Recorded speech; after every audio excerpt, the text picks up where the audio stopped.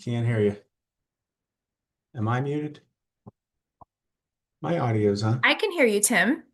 Okay. Hi. I think Senator Austin's microphone is off.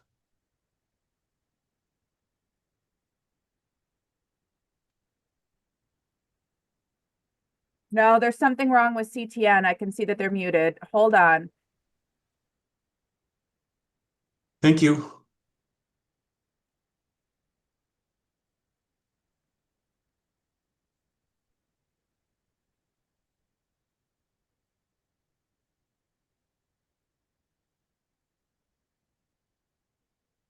We have Jacqueline on. I saw Sean.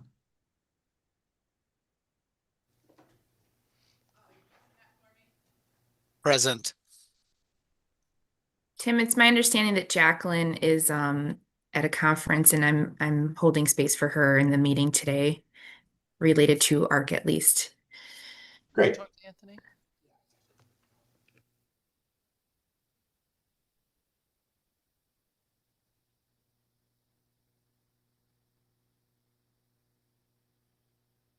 I see the CTN camera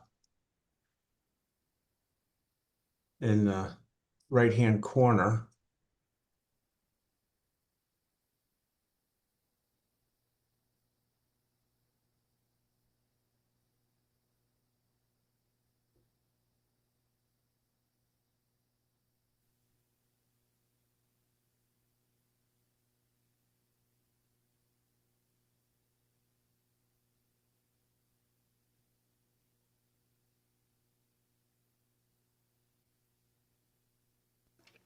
Yeah, I have the schedule.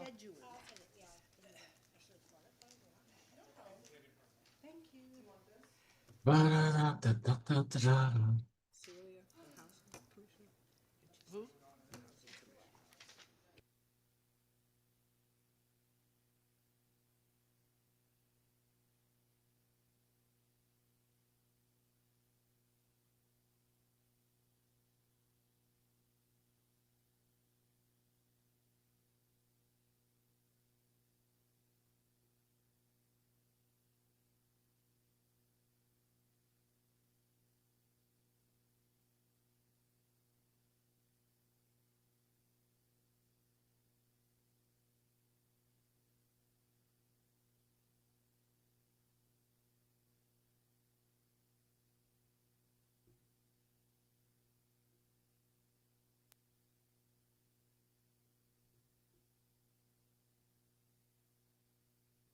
Okay, so now I get how that worked.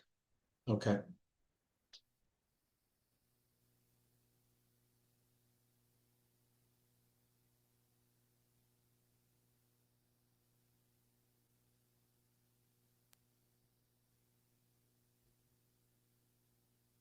Yep, we will too. We will too. So, We will. so, There you go. so good morning, everybody. It is still morning, Yeah. and it is, what time? I can't see. 30. 3? 11:33. All right.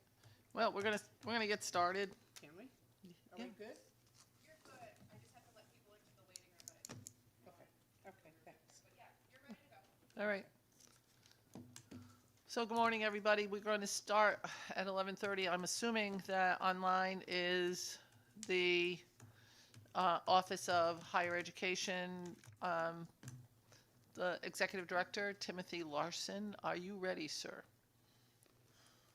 Thank you, Senator Austin. I'm having a little bit of difficulty with your volume, but let me just take a quick moment. Are we ready to go? Yeah. Can you hear me Thumbs now? up? Okay. Can you hear me now? I believe our office has provided you with a summary and a statement of our testimony today. I do want to start out by thanking Noelle Kidney, who is our executive assistant, legislative liaison, and media person who works tirelessly in the office to try to keep us all in line and did a fantastic job with putting this together. The staff we have before you today is Ram Abastaria. He's the division director in finance. Jacqueline Lucier, who's the division director in Student Programs and Grants, is unavailable. She's at a conference today, but stepping in for her is ARC Program Director Jennifer Delaney.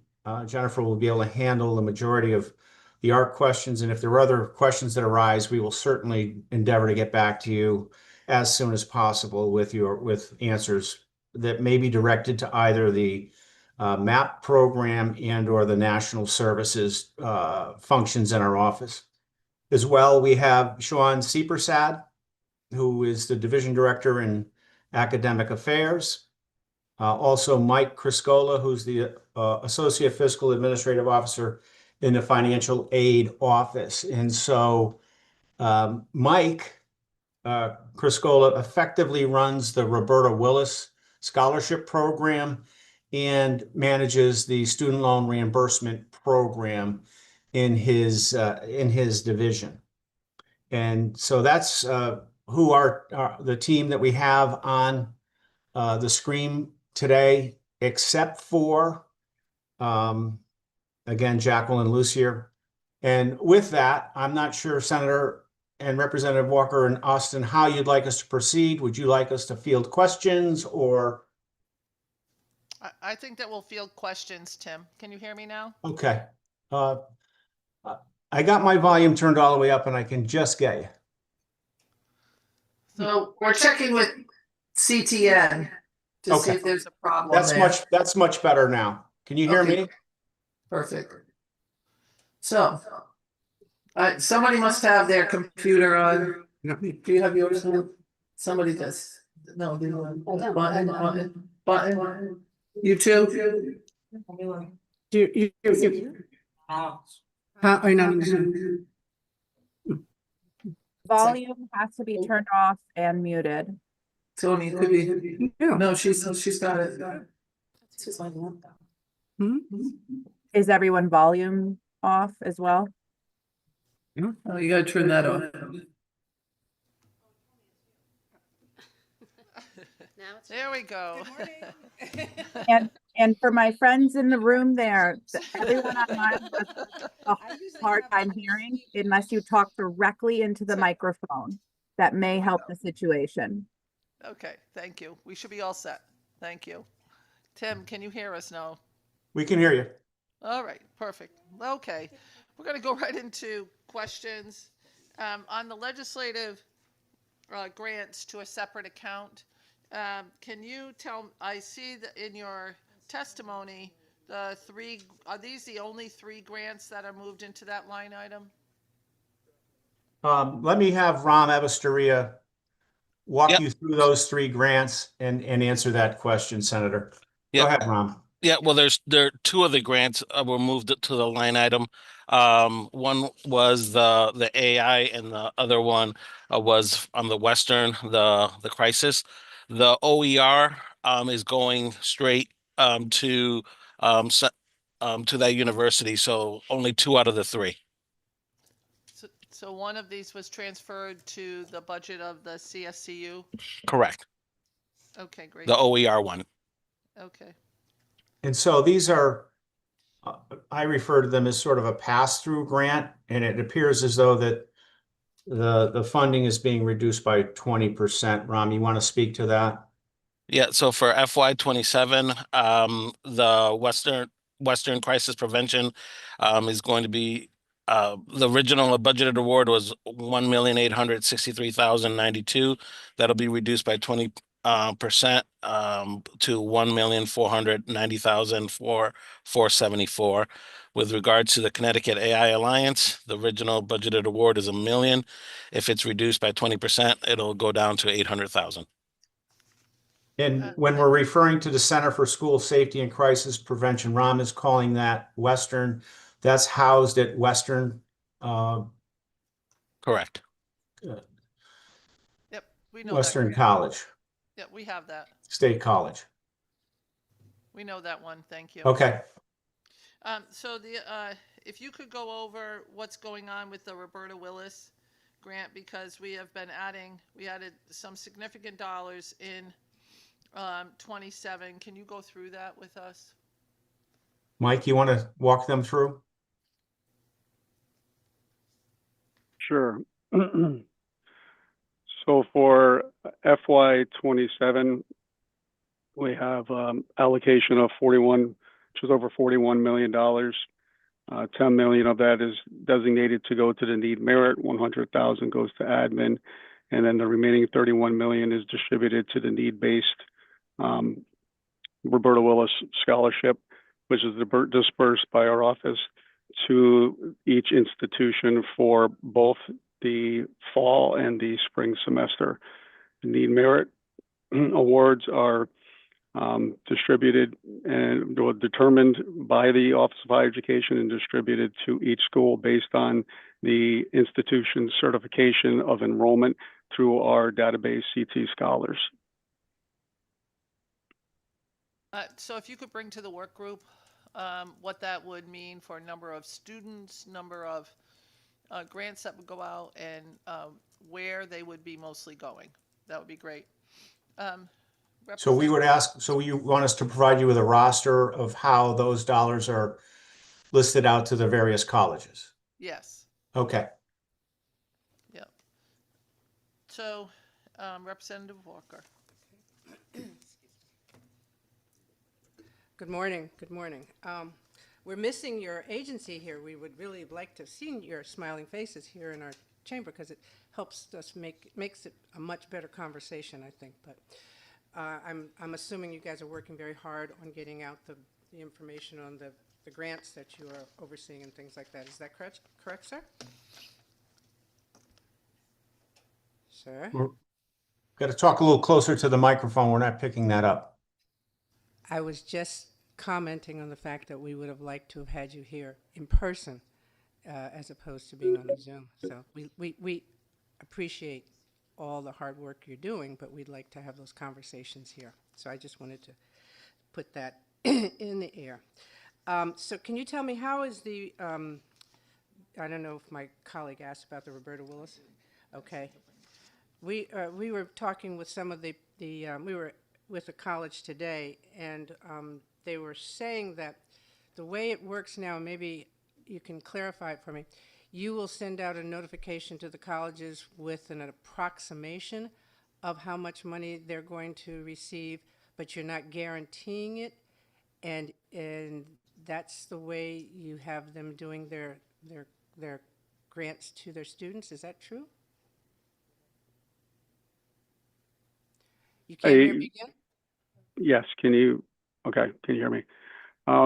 Yes, we send out, once the budget is finalized, we take the full-time enrollment numbers that are provided by the institutions after July 1st of the previous year, and we plug that into a calculation. So based on the full-time enrollment, we will take the total allocation for need-based, and we will first post that on our website, which also has the institutional allocations for that following year. And we send an email to each director of financial aid, notifying them of their allocation for the year. But it's not a guarantee. Is that true? It's guaranteed as far as the budget has been finalized, but at the time that we release it, that budget hasn't been finalized. It has not been. How long does it take for a budget to be finalized? For this fiscal year, the budget, you'll be approving the budget in May. So once the legislature approves the budget for FY '27, that's when we are guaranteed that funding. Didn't we give you 2 years fundings so that you had monies so that you could guarantee those just a couple of years ago? If I may jump in, for FY '26, the legislature did hold $15 million, and then we were able to give early notices, but that was only for FY '26. So that was for FY '26. Okay. All right. Okay. All right. I'd like to get a sort of that in writing to understand, because it makes it very hard for the colleges to do their grants. And that means that we're going to have students that aren't going to have the fulfilled opportunity to go to college, and that's the whole goal of this. So we've got to get a better system in this so that the schools know how much they have, so then they don't lapse it, and the students get their scholarships. So I'd appreciate if we have a written explanation on that. Thank you very much, sir. Representative Nuccio. Thank you. Thank you, Madam Chair. I'm going to get nice and close to the microphone. So I'm yelling at everybody who's in the room, and hopefully you can hear me online. I have two main questions for you. One being, oh, I'm sorry, I'm pushing all kinds of buttons. Sorry. One being the $6 million that we currently have in the program for the Connecticut loan reimbursement. Can you give me an update of how we're doing on the spend for that, and if we feel like the $6 million is an appropriate number? Sure, I can address that. So for FY 25, which is in the initial year of the allocation, we were able to disperse the student loan reimbursement award to 975 applicants, and that was a total of 2,618,000 with a $2,685 average. That was broken into two different award periods because initially we were going to end that program in June. So we had a January to June disbursement, and that was 558 students, 1.4 million. And in July to December, we had another 417 after the legislative changes were made to broaden it to advanced degrees. We saw an uptick there. For FY26, we have already received 441 applications, and of those, when this report was submitted, we had 33.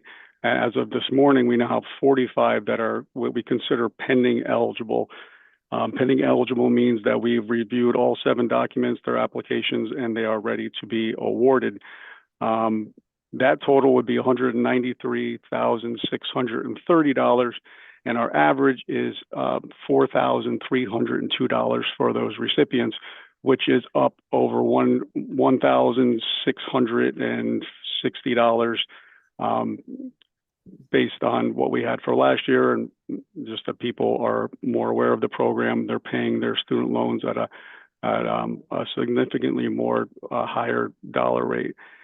So as of today, like I said, we have 440, and 45 of them are going to be awarded by early next week.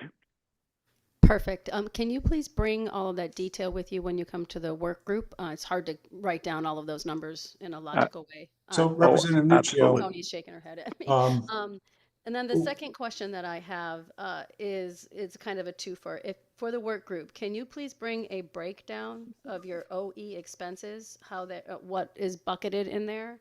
And then for your line items, your SIDS here, if you could bring a high level of what each of these programs does, who they serve, and any metrics that you use to go through and look at them for efficiency. I would appreciate it. So Representative, we filed a summary report as of December 1st of last year.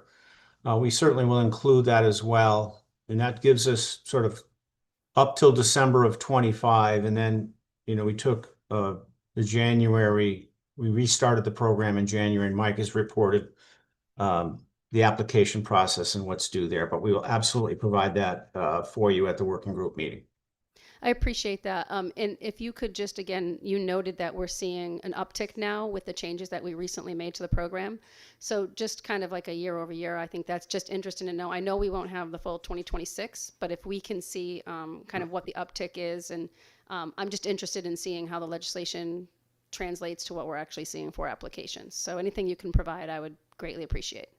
To your point, we've been noticing that we're getting some renewal applications, which, because people have gone through the process, they understand the documentation that's necessary, and we feel like that will carry forward and translate to much more allocation of funding for this particular time. But we're tracking all of this stuff very intently.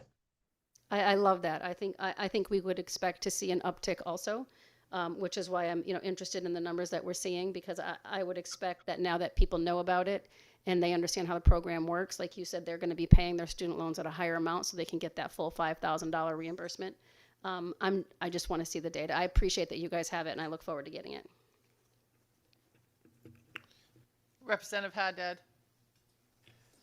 Thank you, and thank you for making yourself available. Like Representative Willis, I hope that when we have not Willis, I know why that came out. Walker, I'm living 10 years ago suddenly. I hope that next time we have a work session that would be possible to have this conversation in person. I think that would help us understand better. One thing I'm particularly frustrated about is the responses that you just provided to Representative Walker around the Roberta Willis Scholarship Program. I sort of feel like over a number of years, this committee, my subcommittee for sure, the Higher Education Committee, has been working really hard to make sure that the Roberta Willis Scholarship Program can make those disbursements to institutions earlier in the cycle, and that the changes and the additional funding that we provided over the years was directed towards that. And I'm not sure that I feel like we're back at square one again. Please know that this is going to be a real conversation during our work sessions. I don't understand why this problem is not solved, given the amount of resources we provided. And I must be missing something important. But I consider myself, as much as possible, I invest myself a lot into these issues here at the legislature. And it's beyond me. I don't understand why this problem has not been solved. Moving forward, I would also like to see the Roberta Willis disbursements. What we see in our budget pages is the amount that we've allocated from the general fund to the Roberta Willis program. But as you know, and members of this committee know, we've been augmenting the Roberta Willis Scholarship Program with various one-time revenue, ARPA dollars, and that sort of thing. And so when I look at our budget summary and it says that the Roberta Willis Scholarship program had $8 million in 2024, I'm pretty sure that's just a small fraction of the actual disbursements from that program in 2024. So what I would like to see at the work group is disbursements by year granted by your agency for Roberta Willis scholarships over the last, I guess I'll say, 5 or 6 years, just so that we can get a real handle on how much has been allocated and what the increases, what the differences are, and particularly between last year and this year, that would be very helpful. And then additionally, I imagine you belong to some national organizations. I've increasingly been hearing constituents complain about the total dollar amount that Connecticut provides in state-sponsored scholarships. And I guess I'd just like a benchmark of where Connecticut stands per capita per student based as compared to other states in terms of state-sponsored scholarships to students. I've heard that number puts us in the bottom 5 nationally. I just would like to know if you can confirm that or not. But my sense is that the amount of money that we overall provide in state-sponsored scholarships is low compared to the national average. And I'd like some data on that. If you could provide that, that'd be very helpful. Thank you. Are there any other questions for the Office of Higher Education, who is having a hard time hearing us, for those that just got here? So are there any other current questions for the Office of Higher Ed? If you have any questions for the Office of Higher Ed, we can send them to the administrator, and we hope to see you guys in person. So I think that facilitates a better conversation. So thanks, guys. We're all set there. Okay, President Merrick. Okay, thank you, Senator Rustin. Know that, we can meet individually. I'd like to, fulfill these requests as soon as possible, even if it is prior to the working group meetings. If you have specific data and information. I know Noel is taking copious notes, but we're happy to come join you at your office and provide you whatever level of detail you would like. Thank you. Appreciate that, but mostly I need the subcommittee to hear it all, so it's easier at the work group. So thank you. Sure. Appreciate it. President Merrick.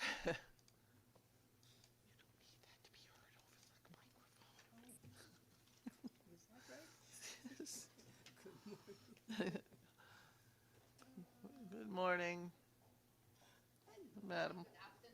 Is it almost? Not quite. 5 more minutes. Yeah. So I don't know if you want to do a quick overview between the two of you, but then we really want to get into questions because we only have an hour. So if you want to take a couple minutes just to do not the 80-page dissertation on what we got from you and 60-page From CSCU? no, 60 pages. Well, it was two of them were 90, 80. The two of them together had 170 pages. And CSCU had And 60. yeah, and CSCU had 60, but we don't have them yet. They're afterwards. Okay, guys, Yeah. Good morning. Short review. Yes, we are going to be short. So, co-chairs, ranking members, and members of committee, thank you for opportunity to be with you today. I'm Redenka Merrick, President of University of Connecticut, and with me is Dr. Andy Aguanobi, CEO of UConn Health, Pamir Alpay, Interim Provost, our finance team, Jeff Gagan and Rika Reen, and Head of Students and Enrollment, Nathan First. The committee asked that we submit written testimony in advance, which we have done, and also attached to our testimonies are slides we are prepared to share on screen with your permission to assist in illustrating what the issues are. We welcome your questions. Thank you. And You got to turn the mic on. Introduce yourself. Thank you. Thank you, Madam President. I'm Dr. Andra Aguanobi, the Chief Executive Officer for UConn Health. And I would also like to thank each of you for your leadership. And I'd also like to express my gratitude for your support for the capital investment, enabling us to enter into a partnership with Waterbury Hospital and other hospitals, Day Kimball and Bristol. Attached to my testimony is a packet of information, as the President has also said, and I will stop there and open it up for questions.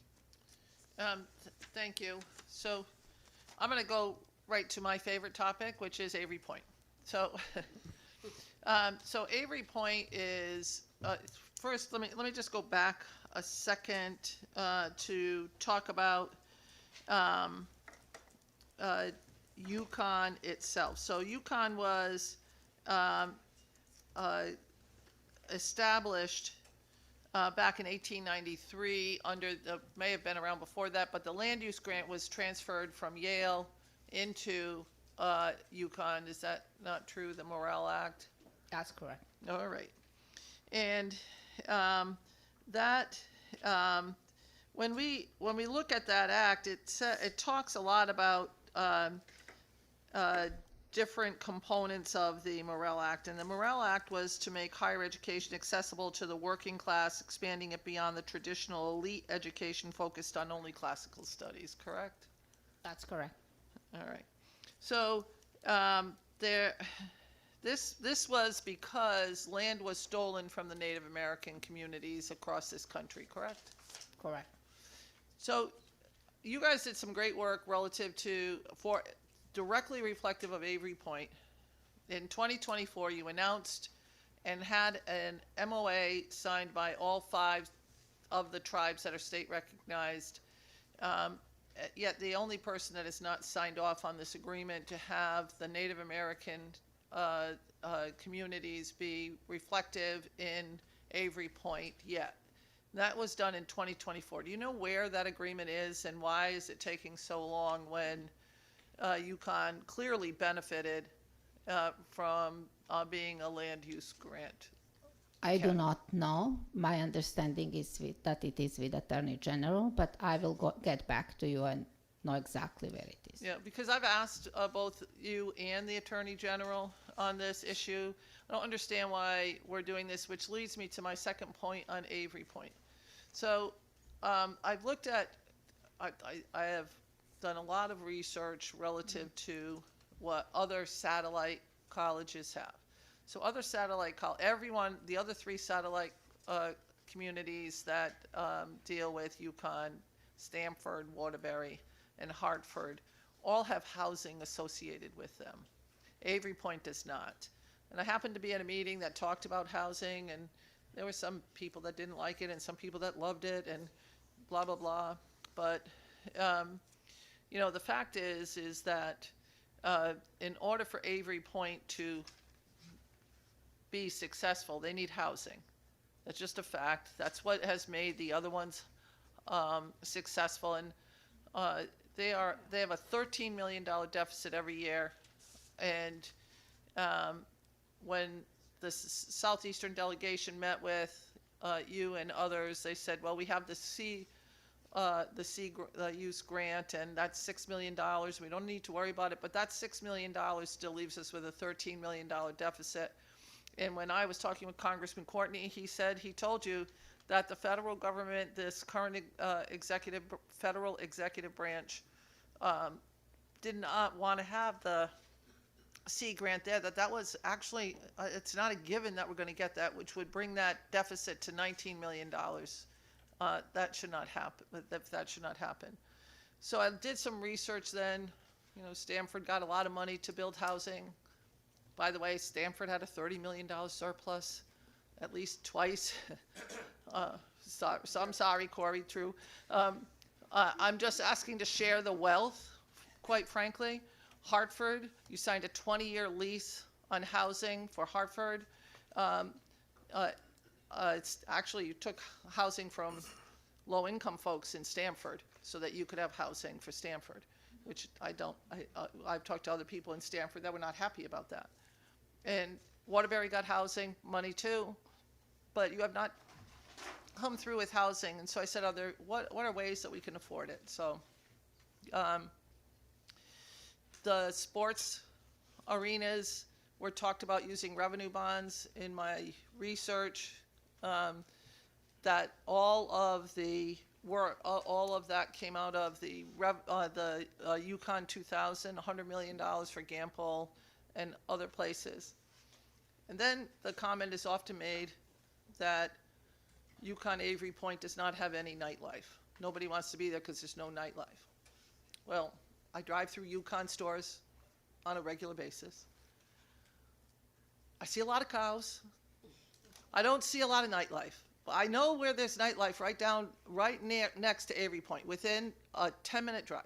Both of our 2 federally recognized tribal nations, who we are ignoring relative to the MOA that they signed in 24, the 2, right down the road, you can go to either one of them, and there's bowling, there's go-karts, there's movies, there's music. You don't have to go gamble. I don't gamble, but there's a lot of stuff that you can do there. That's within 10 minutes. I then went to Hartford. All due respect to the city of Hartford, there's bars, but there's not a lot of nightlife. We have that nightlife in Eastern Connecticut. It's nowhere else. I went down to Stanford, drove around. There's no nightlife. Connecticut is not famous for its nightlife. It's famous for its wonderful environments. New Haven. New Haven does have a lot of good restaurants, a couple pizza places. And do you want a satellite academy down there in New Haven? No, we're good. Okay. So I can't express my disappointment enough. And of all of the economic development in the whole state of Connecticut, the bright light, the one place where we know we have increase in people, electric boat. I'll be there on Monday. I would invite you, but it's not my game, so I can't invite you. Maybe you are already invited. But it's 8,000 workers a year for the next 3 years, and workers every year thereafter. They are at a high point.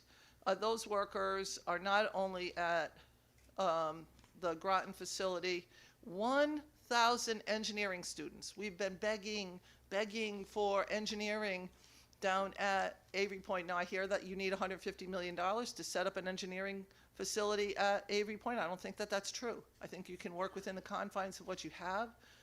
I know you asked Electric Boat to give you $250 million. I didn't see the finance tech people being asked for $250 million to help out in make the point there. I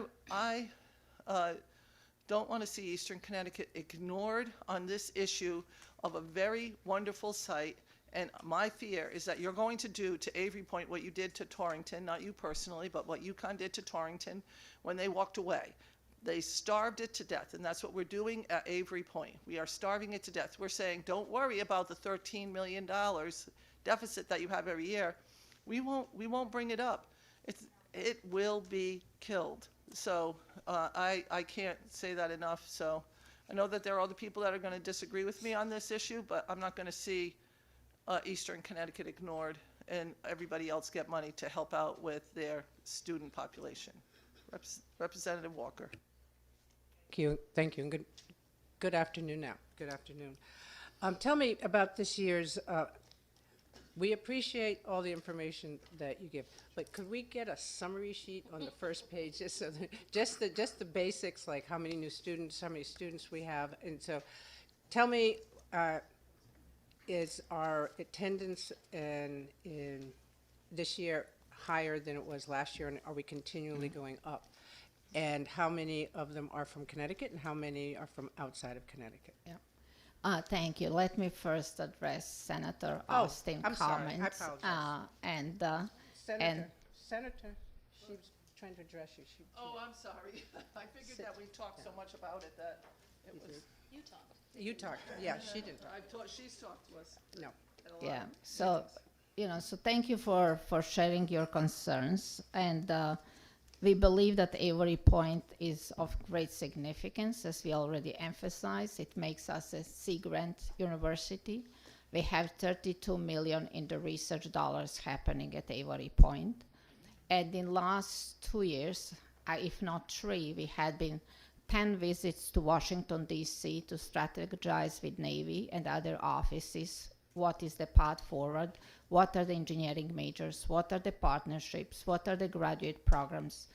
The proposal of $265 million written to Electric Boat was based on their request. First, we wrote $5 million, and they told us you are thinking small.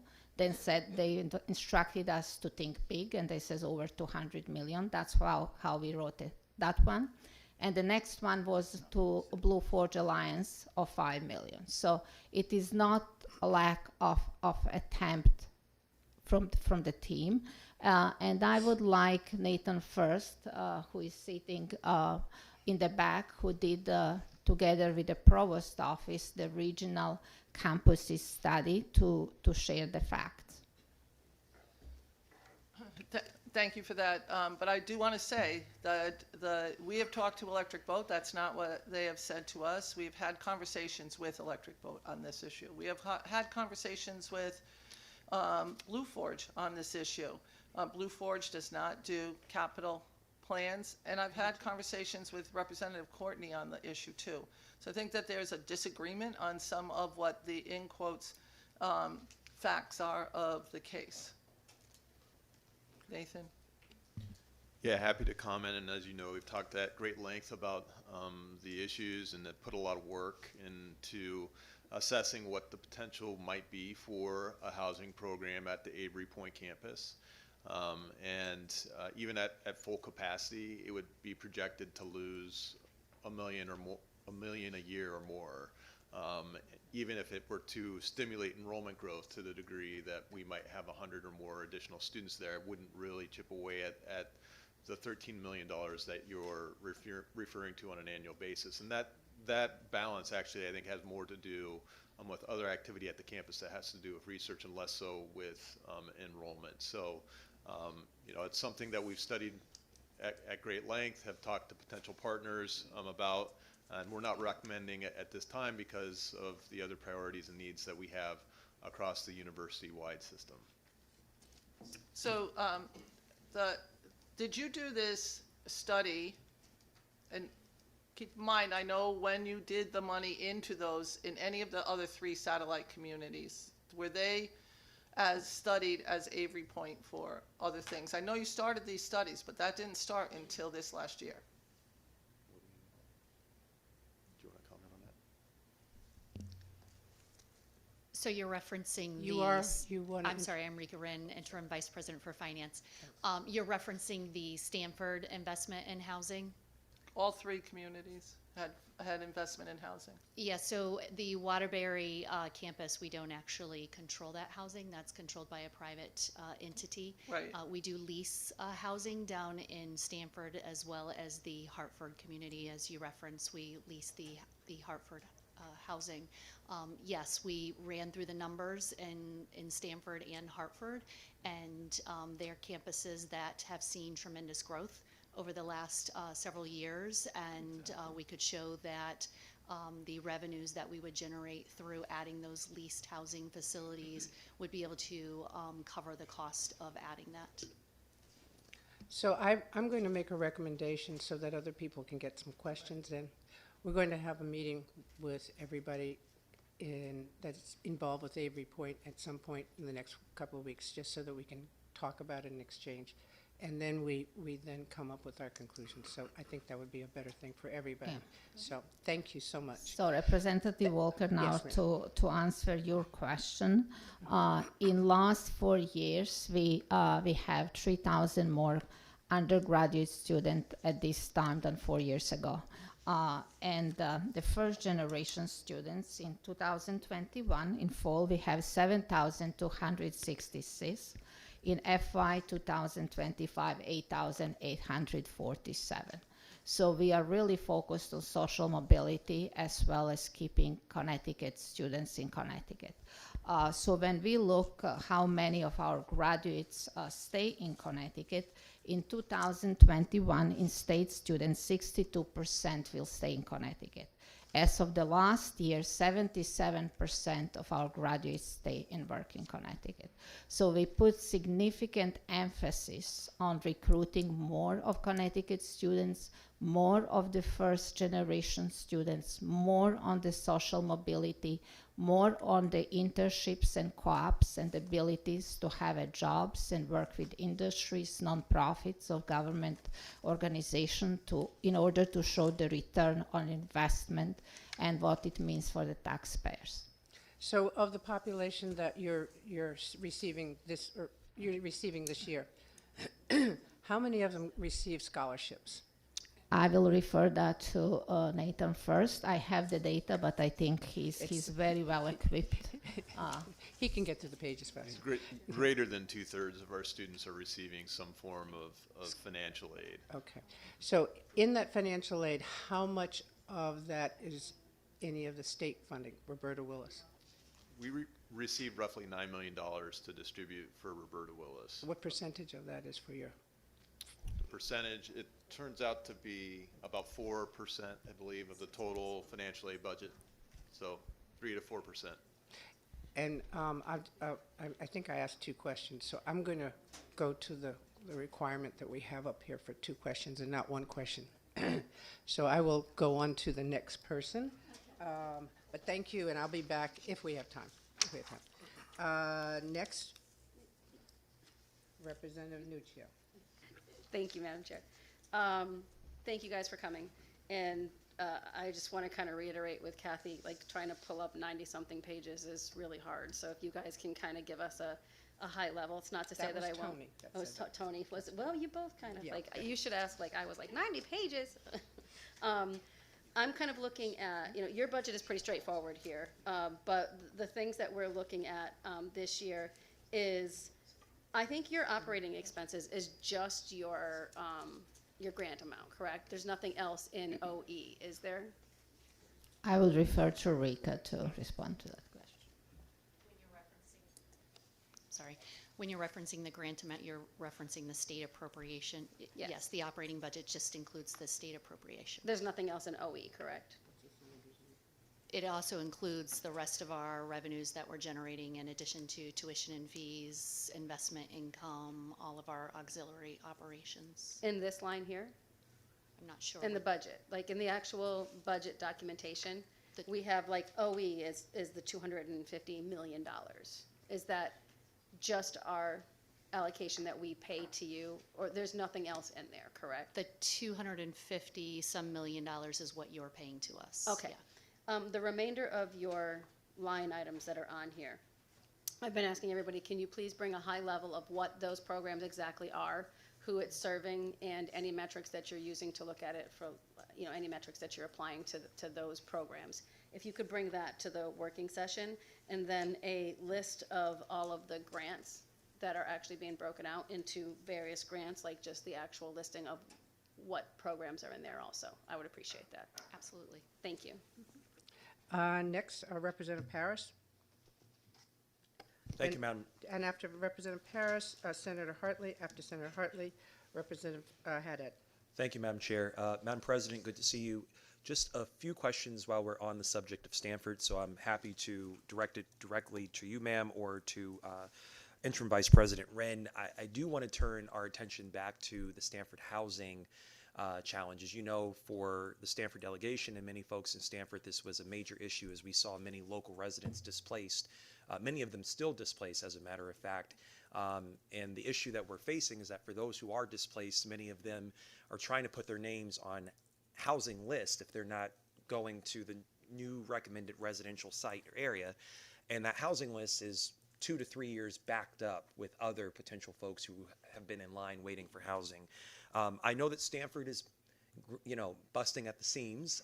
So can you just tell me if there's future plans for expanded housing projects in Stanford, and if those plans include the potential displacement of other Stanford residents in order to ensure that your students have a place to live? I will refer that question to Nathan first, because he's doing the planning with Mayor of the City, our enrollment, and director of the Stanford campus. Yeah, and I first of all want to thank you, Representative Paris, for bringing this to our attention last year. We've been in active conversations with the city, the mayor, and others, the developer, and with the residents directly to ensure that we have identified solutions to the challenges that we were facing last year. At this time, though, there are no plans to expand further, and I would just note that we've learned a lot from the process, and we'll do this very differently going forward. I appreciate that. And my final question, Madam Chair, is that if there is an expansion in the future, my request is not only to involve the mayor and the municipality, and it's her city, and we appreciate her leadership, but also to involve the state delegation.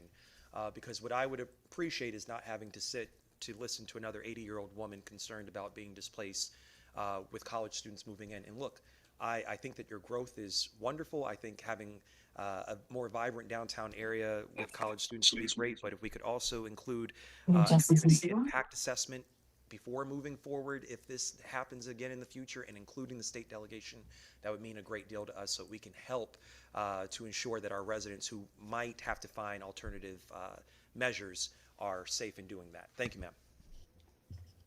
Thank you. Senator Hartley. Thank you, Madam Chair, and welcome to the university to be here as such an important partner on so many levels, academic as well as economic in the state of Connecticut. So I want to first of all thank you for the report that was done specific to the Waterbury campus. Look, I guess all politics is local, so that's where I'm starting. And there you talk about a pilot site for digital learning infrastructure. So in this world that we are right now, and I look at some of the competing higher education institutions, primarily one in the Waterbury area that you know of well, that is not a public institution, and the initiative about digital online learning, and I get very anxious and frustrated on our side with respect to the fact that we are not in that world. And so I guess I want to talk about that specifically in terms of trying to up our game on that, and also what you see relative to the report and the information you provided on in the Waterbury campus study. Thank you, Senator Hartley, for this question. I will ask our provost, Pamir Alpay, to respond to that question. What is a strategy for digitalization for Yukon in general, and then particularly to Waterbury campus? Thank you, President Marsh. We have begun the process of assessing what the needs are in terms of the online classes that we can offer, Senator. One of the things that we've been doing even before COVID started, we have a fairly detailed, robust programs in certificates, in micro-credentials, as well as leading to stackable certificates leading to master's degree in a variety of fields. So this gives us confidence that we can move forward with potential online programming across different majors when appropriate. Well, thanks for that answer. How about the timetable? Hopefully within the next 6 months or so, we'll be able to come up with a plan that will show you how the university wants to move forward with that. Yeah, all I have to say is I think we're really late to the party, you know, and especially as we move into this era of AI and all that that's going to entail. So I'm really anxious to hear about that, and I also want to hear about how we connect the Waterbury campus, because that's how we started this conversation, in specifics with timetables to get us there. And then I know we've got this 2-question rule here, so I want to quickly say kudos to the university and also the University of Connecticut Health Center, Dr. Andy, and the whole team for where we are right now with the hospital in Waterbury. And can you just help me out, though? Does the university fall under the umbrella about the hospital provider tax? And is the Waterbury Hospital? I'm getting very confused with that. Thank you, Senator Hartley, and thank you for your leadership with regards to the Waterbury Health and the Yukon Health partnership. I'm actually joined here by our Chief Financial Officer, Jeff Gagan, who I'll ask to say a few more details, but our understanding is that Waterbury will not be involved in the provider tax. But I'll let Jeff give some more details. Sure, thank you. So, Senator, at this point in time, the first answer is John Dempsey Hospital or Yukon Health is not subject to the provider tax. They have never been since the start of that program years ago for it. Moving forward, though, as we start to create the community network, and Waterbury will be the first one coming on, there will be a transition where Waterbury will not be part of that tax as proposed, I believe, by OPM in discussions with the governor's office. So that is just part of the transition plan that we are working through right now. But so that relief, I think, is part of that transition plan and will be exempt for a certain amount of time of that provider tax going forward. Thank you very much for that. So you're saying, though, after initial transition, then they will be part of that? Correct. I believe they'll review that each budget cycle to see where the transition stands for Waterbury, and it's part of there. So I don't think it's a blanket exemption, but it'll be part of the budget discussions as we move forward to all the future biennium discussions. So it's not in this biennium or this budget that's before us? No, I believe this budget before us will remove Waterbury Hospital from that tax. And was there not an allocation out of that tax that was going to go to specifically Waterbury Hospital? There's, from what I understand, there are 2 points. The first point is the tax the hospital will actually pay. And then there is a second point of the budget, which is the basically funds that are returned back to the hospitals on that funding for it. So Waterbury will still participate in all of the funding aspects of what goes through from DSS on that. They are just not subject to the tax portion as proposed. Is Yukon Health and then Waterbury Hospital part of CHA Association? Currently, Yukon Health is, but Prospect was not, so Waterbury under Prospect is not under CHA. And do they amass the data that is necessary for the federal and state reimbursements on Medicaid, Medicare? They do have all of the data, and I would say going forward after the transition and we accept Waterbury out of bankruptcy, we plan to participate back with CHA and share all of that data going forward, also with the Hospital Association. But any data that's needed for DSS also will be shared going forward. But right now, the university health system, does CHA, are they the collection data point for the university system? Yep, we submit all our data to CHA also. So anything that comes from there does include John Dempsey Hospital. Okay, that's another Senator, they're long still conversation. negotiating, Senator? Yeah. They're still negotiating the contract, and it's subject to, hasn't been determined whether it's going to be a 1 year or 5 year.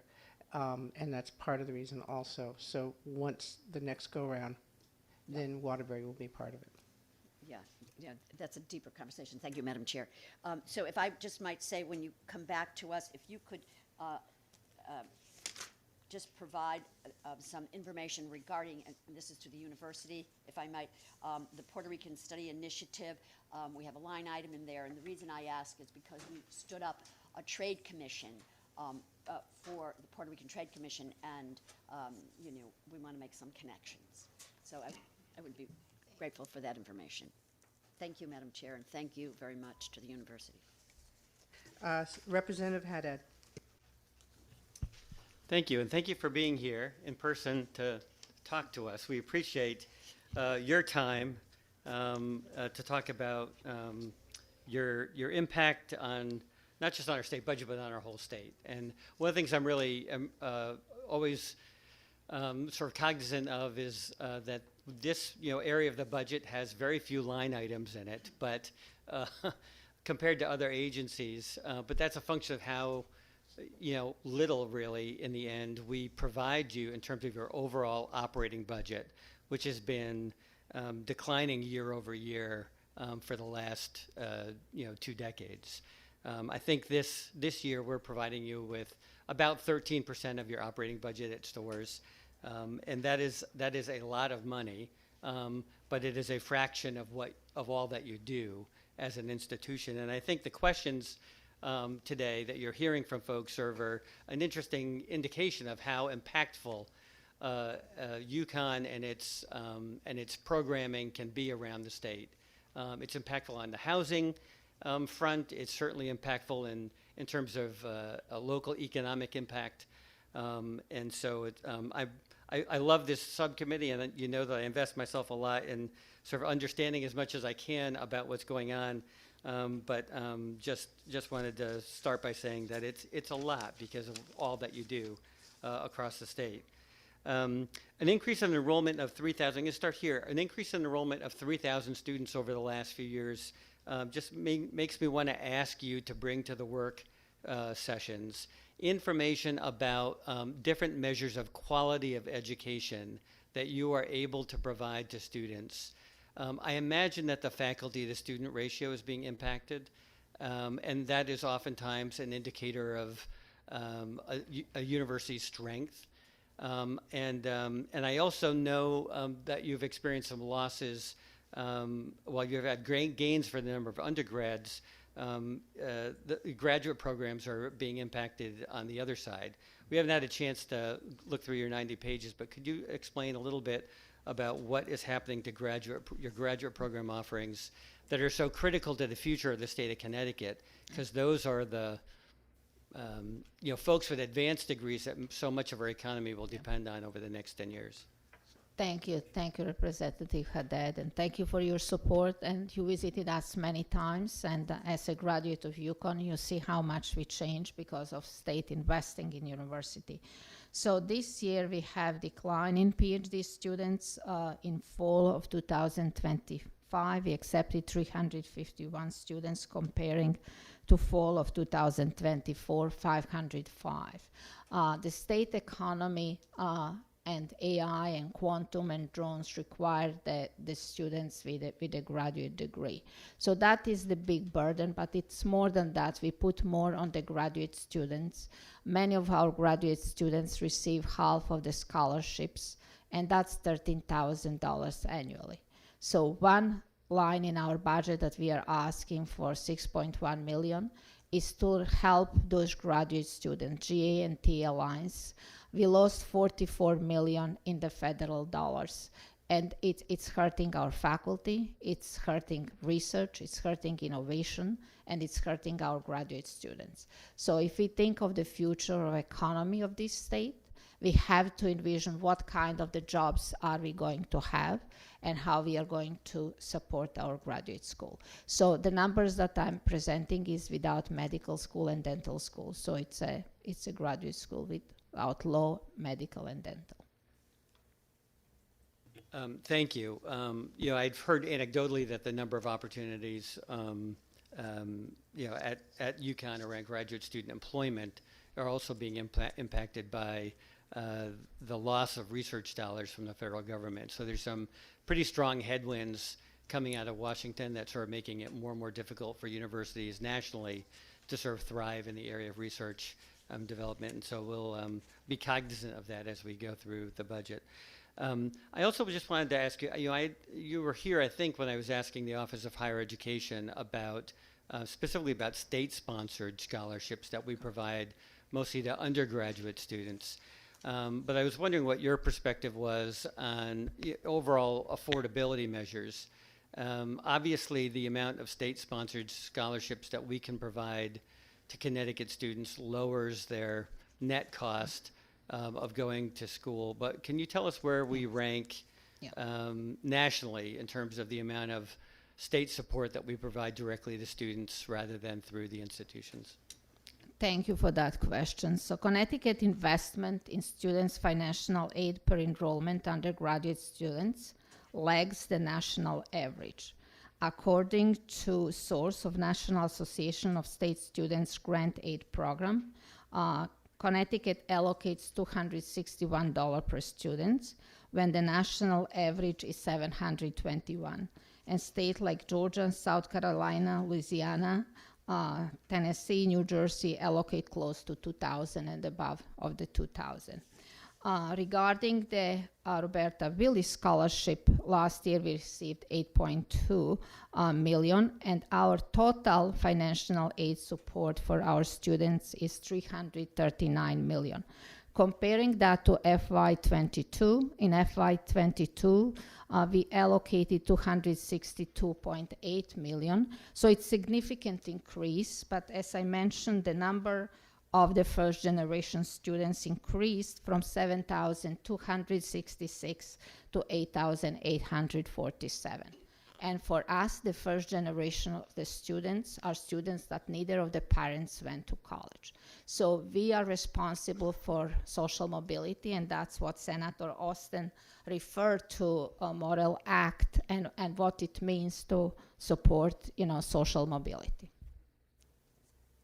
Thank you for your responses. I look forward to reading the remainder of the 90 pages that you provided us of testimony and digging deeper in our work sessions about how I apologize, and I promise next season we will come down to 40 pages. I'll read all 90 pages, President Merrick. Don't worry about that. We'll read the 90, but not by today. I just, quick question though, before Senator Flexer. Where is your ask in here? What page? Yeah, so I think we have Rika, and she's the best equipped to ask, but as I said, student success is always my ask. So if you ask me what I want first, is really students first. I want to make sure that our graduates and undergraduates are successful, that they have opportunity to graduate and that they have opportunity to have the jobs. But I will refer to Rika to give you what are our asks. Sure. I believe it should be on page 9. It's the last page of the testimony. There's some charts there, but basically our ask is $47.5 million, and that's made up of a couple different components. We already referenced earlier that we're requesting some funding to help us with the graduate assistance, the graduate support as a result of the decline in federal research awards. But in addition, we're asking for funds to help us to retain students at the undergraduate level. So, you know, that's termed there as financial aid for completion grants. We found that you know, sometimes it just takes a little bit more to help those students to stay and complete. And so we're seeking some additional financial aid to help to retain and graduate even more of those undergraduate students. In addition, we're seeking $4 million for some technology to help us as well with that, the student success component of our initiatives. 1.4 million for some what we've termed state legislative activity. That's things that got put into the budget, and at the end of the last session, CIRCA is one of those that resulted in a cut of our funding in fiscal year 26, and so we're asking for that funding to be replenished. In addition, we are asking for funds for the first year of our request. It's a 5-year request, but we're asking for funds for the first year of funding to hire top-tier faculty to be able to achieve and invite it in the future into the Association of Research Universities. And then finally, we're asking for support to help us to fully fund the cost of any negotiated collective bargaining increases. And so depending on how much that final negotiated rate is, thank you very much for sharing that. This is the chart I'm referencing. Depending on how much that final negotiated collective bargaining increase is, that amount there would change. So in total, it's $47.5 million for a grand total of $301 million is our midterm request. We'll have to find that because it's not 9, and it doesn't. We'll Okay. find it. We'll find it. I just wanted to know. Okay, Senator Flexer. I'm sorry. We're all running on real low sleep for the last 3 days, so we may call you by a name if we're looking at you that we're talking to you. Okay, Senator Flexer. Thank you, Madam Chair. Good afternoon. Thank you both for being here, or thank you all for being here. In attempting to stay within the 2 questions, I guess I'll just speak for a few moments. As you sit here this afternoon, it's hard for me to wrap my head around what the university as a whole, both the university and UConn Health, has had to deal with. On the one hand, I think UConn Health has had an incredible partner in the leadership of Governor Lamont and what he has done and the vision that he has for Connecticut.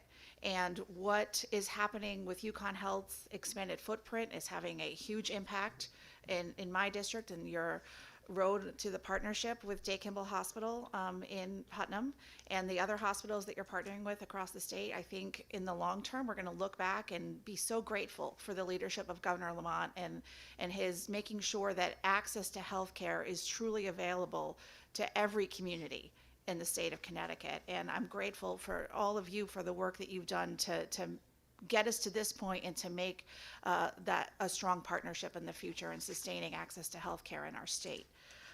And then I sit here and I look at the university as a whole itself, and I cannot understand, and I don't want to make you uncomfortable, I cannot understand how that same governor year after year has decreased the funding for public higher education as a whole and the University of Connecticut so dramatically that in the span of a little over 30 years, we've gone from the university being funded more than 50% from state dollars to, as Representative Haddad just said, 13%.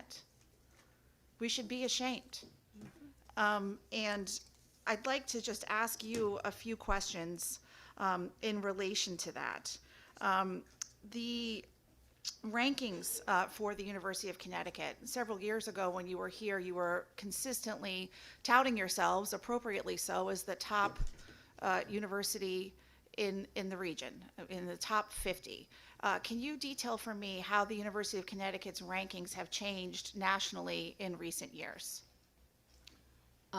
Thank you for that question. And ranking is very important, and I think we will refer at this point to US News and World Ranking, because these are one that our Board of Trustees is monitoring, our parents are watching before they decide, our faculties are watching, and a lot of change in that ranking. First, the formula changed, but one thing that didn't change, the graduation rate is still 30%.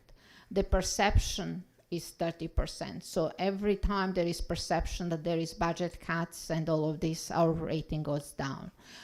Then it is the quality of the faculty, research output. You know, it is more now become resources in the classroom that are available to the students, ratio faculty to students. So I would refer that to Provost Alpay to give you more details where we are right now. Senator Flexer, thank you so much for that question. And Would we you appreciate push the microphone? Will it go? There we go. We appreciate your leadership and your support as always.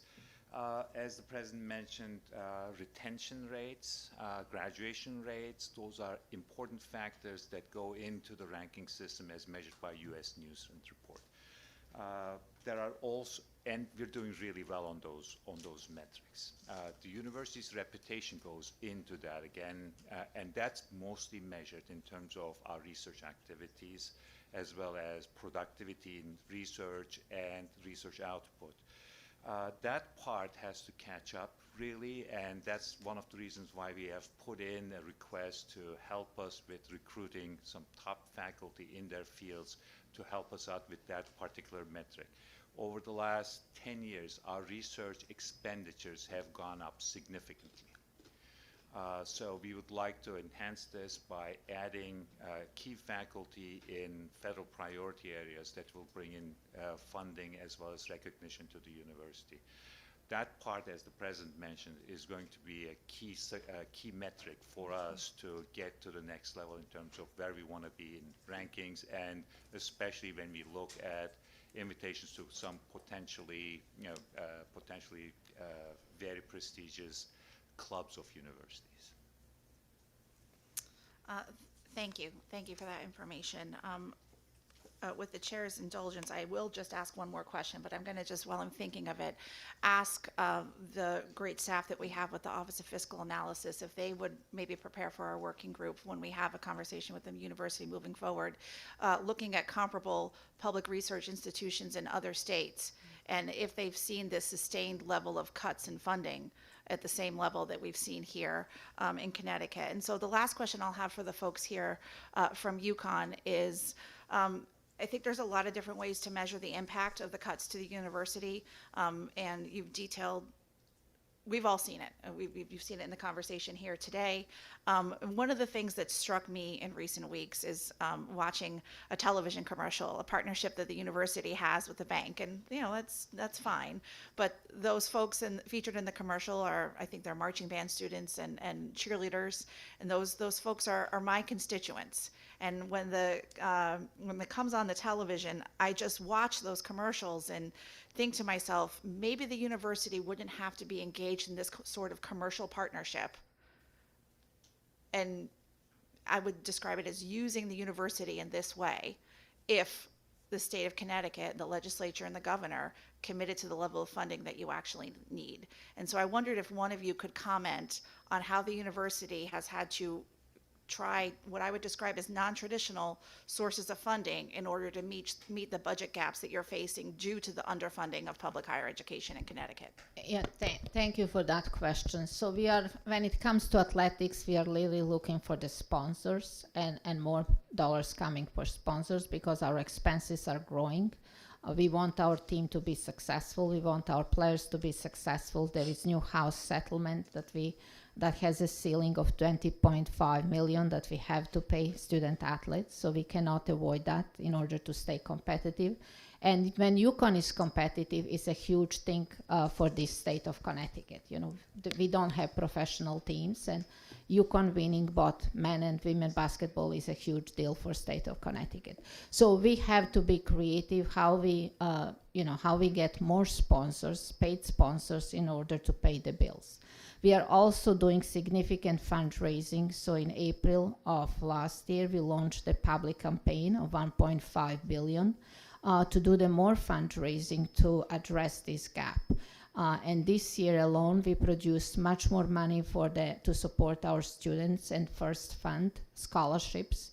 1/3 of our students that drop from university drop because of financial difficulties. And that's why we are asking for the scholarships. I hope I answered your question.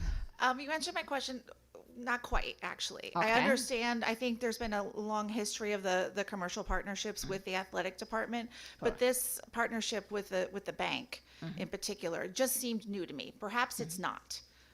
Perhaps I'm just looking for evidence to support the point I'm always trying to make. But I will have Rita to elaborate further on the bank deal. Thank you. Thank you so much. And perhaps just to step back a little bit, I think we have diversified our revenues, right? We are cognizant of the fact that, the state support has become a declining percentage of our budget. Just this year, student revenues, tuition fees, room and board are up to 55% of our revenues. That's significant. But we wholly understand that we cannot put the cost of running the university on the backs of students. And so we are working very hard to diversify our other revenue streams, and finding these sponsors is one way that we have found that we can diversify our revenue streams. As the president referenced, working to get additional philanthropy wherever we can, building those partnerships with industry whenever we can, are other avenues that we have certainly sought out, but finding these commercial sponsors is an avenue that we've had to take. Well, thank you. I appreciate that answer. And just to be clear, I watch those commercials and it makes me happy initially. I love to see UConn. And then I think, wait a minute, why is this happening? So thank you for that information. And thank you, Madam Chair. Thank you. And I just want to also remind everybody we have about maybe 20 more minutes left for questions and everything. So let's try and zero in. And Dr. Andy, I just want to ask you very quickly before I have two more people to talk to us and ask questions. How are things going? And I just want to also say the most wonderful thing I've noticed is the number of students from the UConn Medical School who are all over the state in different internships. You work hard at making sure that our kids get out there and get a chance to have the competition, but also the training. I'm old, so I've repaired a lot of parts of my body. But every place that I've gone, and I go to different hospitals, and every place that I go, I always have a UConn student in the mix. And I ask them, how did you get here? Oh, the hospital helps us get internships in a variety of different places so that we can get the experience. I've actually seen some of them at Quinnipiac in the med school. And I mean, it's just, it's what we want our kids to have. And as you all talk about, the experience for the students is the most important. So I look forward to what things you're going to get out of the new opportunities with Waterbury Hospital. And I remember when you came in and talked to us about it, your enthusiasm was wonderful. So I just wanted to give you we don't know that much about the hospital yet, so we're learning more about the acquisition. So a lot of people have been here for a long time. It's not as if we're not interested, it's just we got a lot of questions. Absolutely. So I just wanted to say that. Thank you, Representative. Go to Senator Slapp, followed by Senator Slapp, Representative Datham. Thank you, Madam Chair. And good to see you, President Merrick. So two quick questions. I'll ask both of them, and then I'll just stop and listen to your response. I think it was a few weeks ago you shared with me a statistic that I found shocking, and you can tell me if I'm getting this wrong, but that this past year may have been the first time ever that UConn saw a decrease in the number of in-state applications, of in-state applicants.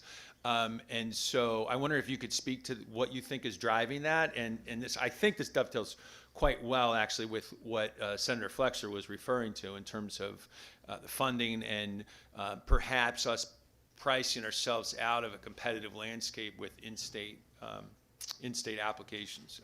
So anyway, one question. And then the other one is, what's been the impact that you all have felt at UConn and UConn Health with related to the federal cuts in research dollars that, from the Trump administration? And that's not necessarily reflected in the budget here, but that certainly has ancillary impact. So I'm wondering if you could touch on those two things. Yeah. Thank you. I will start. Thank you so much for both questions, and thank you for your support. And I will start with second question.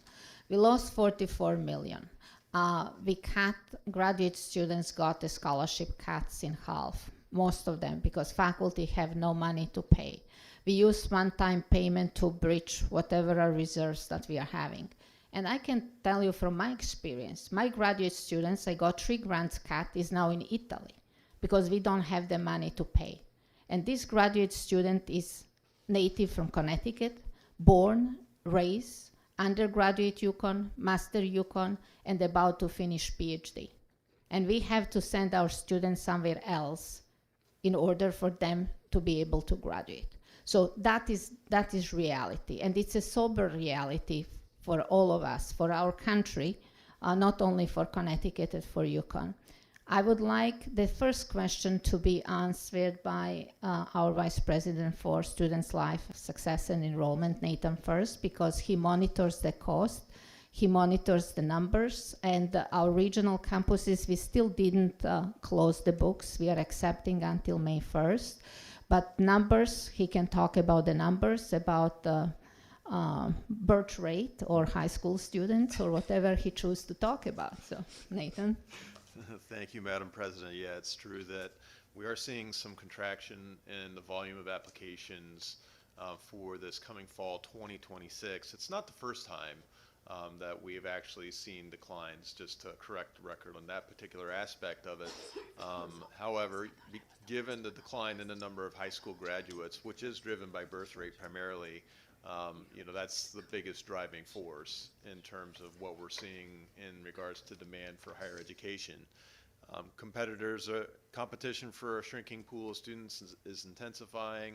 There's obviously a lot of factors to consider. Cost and affordability is an important piece of the conversation there.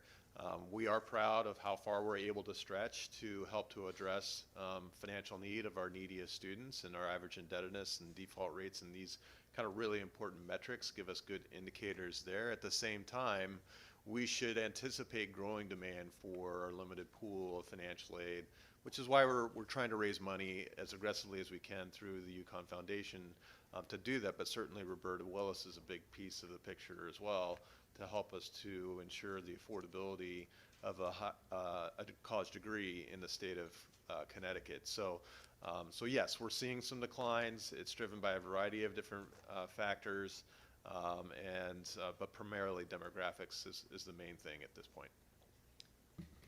And Senator, Senator Slapp, thank you. In terms of UConn Health, fortunately, we have much less of an impact in terms of existing grants, research from the federal cuts, but new grants are being reviewed much less timely and readily, and so we're worried about the future. But I'll let the Provost say a few words about that. Sure. One of the things that President Merrick mentioned is the $44 million is cuts, straight up cuts, cancellations. The university was expecting around $400 million in external funding from the federal government the year before. The last fiscal year, we received $300 million.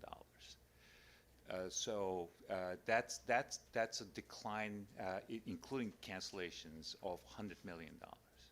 It is affecting how we operate in terms of our research and development activities, which we already subsidize to a certain degree. So, and at the same time, when you look at what the state budget is for UConn, considering what the federal budget, what the feds are giving us, it's a very, very difficult financial environment right now.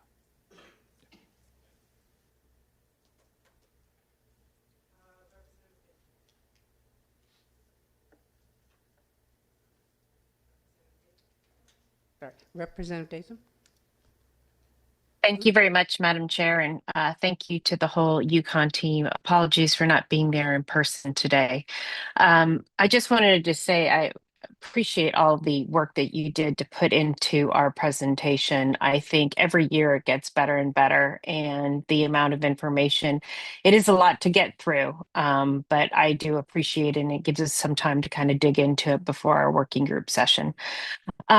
I wanted to take I think it was Senator Slapp's question a bit further. He talked about more about application, and I'm kind of curious where we are trending on enrollment. And I'd love to have for the working group kind of an analysis of enrollment by, Connecticut residents versus out of state and foreign. And I'd love to see how the trends in that are working, because one of the concerns I have is the university, to have this sort of deficit mitigation, is going to accept more students from out of state, and then that's going to hurt our Connecticut residents and the ability to go to our flagship university. And I didn't see that in my first sort of pass through of what you sent. So if you could bring that to the working group, that would be good. And then my second question was really in regards to the sort of research grant and other grants that we're getting from the federal government. I know you kind of touched upon that a minute ago, but I'm wondering if we have any sort of understanding of where UConn sits and the amount of federal grants lost compared to other universities that we're competitive with. And it's very tragic that this is all happening, and it's really unnecessary. And, we're seeing some of the effects now, but the real effects are going to be economic in the years to come as we lose our competitive edge to other countries that are doing that. So is there any way that you can kind of just maybe elaborate that? If you don't have it for this discussion, maybe bring it to the working group. Thank you for that question. And yes, we can elaborate. We get monthly update from the Vice President for Research, and I will refer to our provost because we just got the update a few days ago. So that building on what I try to provide to Senator Slapp, it's a very difficult financial environment federally, not just for us, but for every higher education institution that receives research and development funding from the federal government. Despite the fact that the funding levels for NSF, NIH, and other funding agencies have been restored to their levels in 2024 through one reconciliation and another reconciliation waiting the approval of the president, these dollars have not been spent. The sit-at agencies, the last review panel from which we heard on NIH application is from December of 2024. The federal agencies are extremely slow pushing the money out that the dollars that were appropriated to them through the Congress, and that's one of the reasons that we see these significant declines in research funding across the U.S. It's not just just UConn. You see it in every higher education institution. Unfortunately, that's the case. I can only speculate the reasons why the federal government is choosing to do that, but I won't do that today. Thank you. Madam Chair, I have one more request for the working group. May I ask it now, or should I get back in the queue? Go, and it better go one. It is to bring to the working group. We have, I see a 3% increase for wages. Do you have any sort of analyses that would break that out from student facing versus administrative The question for is, can both? we bring it to the working group? Yes, bring it to the working group. Exactly. And that's, if you can just bring that analyses of where those wage increases are versus student facing versus administrative functions. Thank you very much. Thank you, Madam Chair. Thank you. I want to ask about the Roberta Willis Scholarship Fund. We have been trying to improve the process to get more dollars out to the students. Yet I'm hearing, today I heard from a college that that the amount is specified, but it's not guaranteed. So if you are guaranteed, if the state tells you you're going to have $40 million or whatever in scholarships, that is not a guaranteed amount, but that's what they think they're going to reach. Can you elaborate a little bit on that, please? I mean, I can't elaborate necessarily as the cause of. No, I didn't, not the cause, Yeah, but in terms of what circumstance. we do with our budgeting exercise, we do forecasts and have gotten fairly accurate in anticipating how much funds we're going to have available to distribute in the form of Roberta Willis Scholarship Fund. So the University of Connecticut has effectively established a workaround to make sure that our students are not negatively impacted. We don't want to short them.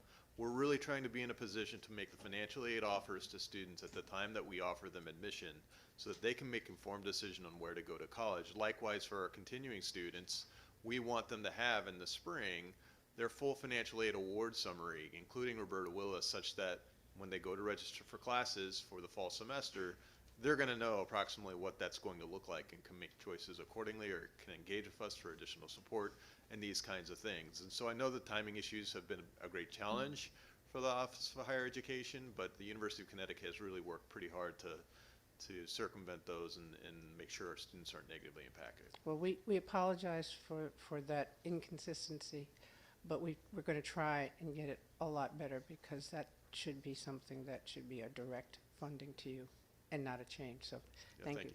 Are there any more questions or anything from anybody? Yes, Representative Haddad. Just something to bring to the work session. Could you bring to a work session, and I'll just say this once for CSEU there in the audience they can listen to, the value of statutory fee waivers. There's a number of statutory fee and tuition waivers that you would realize as a revenue loss, and I'd like to know the value of those, and if there's a narrative that could accompany that describes whether or not that is contingent on those students also applying for other kinds of financial aid first, or whether those fee waivers in fact are applied first. That would be very helpful. Thank you. Thank you, President and Doctor and staff. You guys really do a great job, and our students are very, very appreciative. And all the legislators are appreciative too, in our own way. We realize the importance of higher education. We realize the importance of your institution too. So we hope that we'll have a good exchange, and things will be talked about. And one of the best things that happens around here is Final Four and basketball, and I forget, what's the one? There's one coming up very soon. I don't know all of them. But to see all the Husky fans around the state of Connecticut, it makes you proud. We don't have a professional sport. We don't. But we need that to have a community, and that you provide us. So thank you, and we are eternally grateful for what you guys do for our kids. Thank you so much. Have a great day. Thank you. Thank you for your service. Thank you for giving us time, and thank you for support of higher education. Thank you. Thank you so much.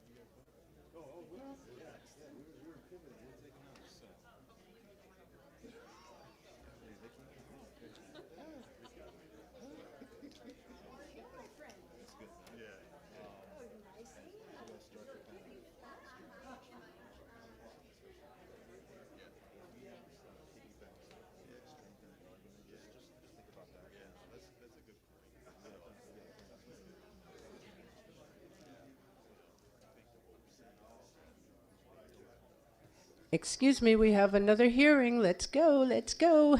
Socialize downstairs.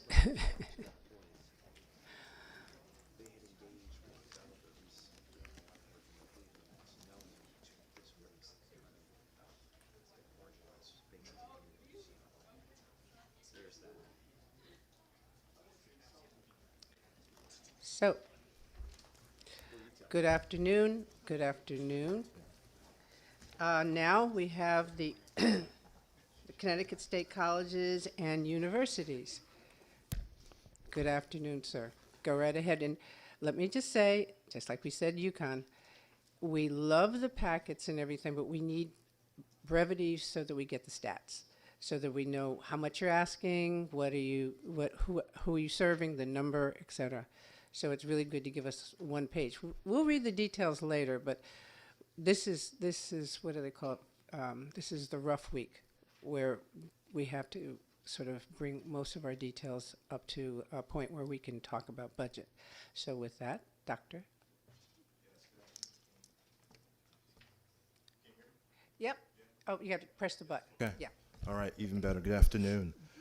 Chair Walker and distinguished members of the Appropriation Committee. I'm John Meduco, Interim Chancellor of the Connecticut State Colleges and Universities System. Thank you for the opportunity to be here today with you. We appreciate the responsibility that you carry and the investment in the state that continues to make public higher education accessible. We come before you serving 100,000 students across our colleges and university. Today I'm joined by our 6 institutional presidents, President Zolma Toro, Central Connecticut State University, that leads the oldest public institution of higher education in the state, and they excel in applied learning. Next is President Karim Ismaili of Eastern Connecticut State University, the lone public liberal arts institution in our state. Next, we have President Sandra Bulmer of Southern Connecticut State University, Connecticut's only Research 2 designated institution, and is at the center of the quantum technology explosion that's taking place in New Haven. Next is President Ed Klonowski of Charter Oak State College, Connecticut's lone fully online public institution. Next, we have President President Jesse Brunel of Western Connecticut State University, our anchor institution in the western region of the state. And last but not least, President Christina Royal of Connecticut State Community College, the giant institution, the largest community college in all of New England. Joined to me as well is Mr. Mike Moriarty. He's the Chief Financial Officer at Charter Oak State College, who's providing support in our system office as it relates to the preparation of our appropriations packet and other budgetary items. And I just want to emphasize that as a system, we are proud of serving the entire state. We are the most accessible. 95% of our students come from Connecticut. Over 80% reside in Connecticut, and we feel that we are essential to the entire state. So we are happy to answer any questions that you have for us. Great intro, great intro. After looking over some of the documents quickly and trying to figure out, could you point me to the page where you're where you're asking for the state, what funding you're asking from the state? Yes. Ms. Moriarty, what page would that be?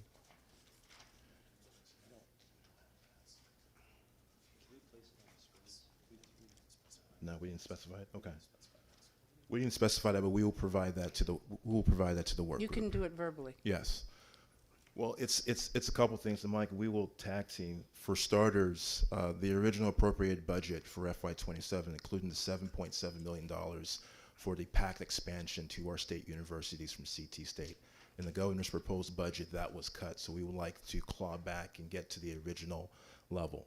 Additionally, we will be seeking support as it relates to current contract negotiations with our unions in terms of potential wage increases as a result of that. And then Do you have a number on that? No, I mean, Okay. obviously we You can't just speak to the public. whatever the Yes. the Yes. administration negotiates, you'd like it back. Yes. Okay. Go ahead. Yes. And then Ms. Moretti, lastly, anything else on our list? No, I could provide a rough estimate, though. That starting point is about 35 million for obligations, and that would be our starting point. And we will certainly get you a list of details for the working session.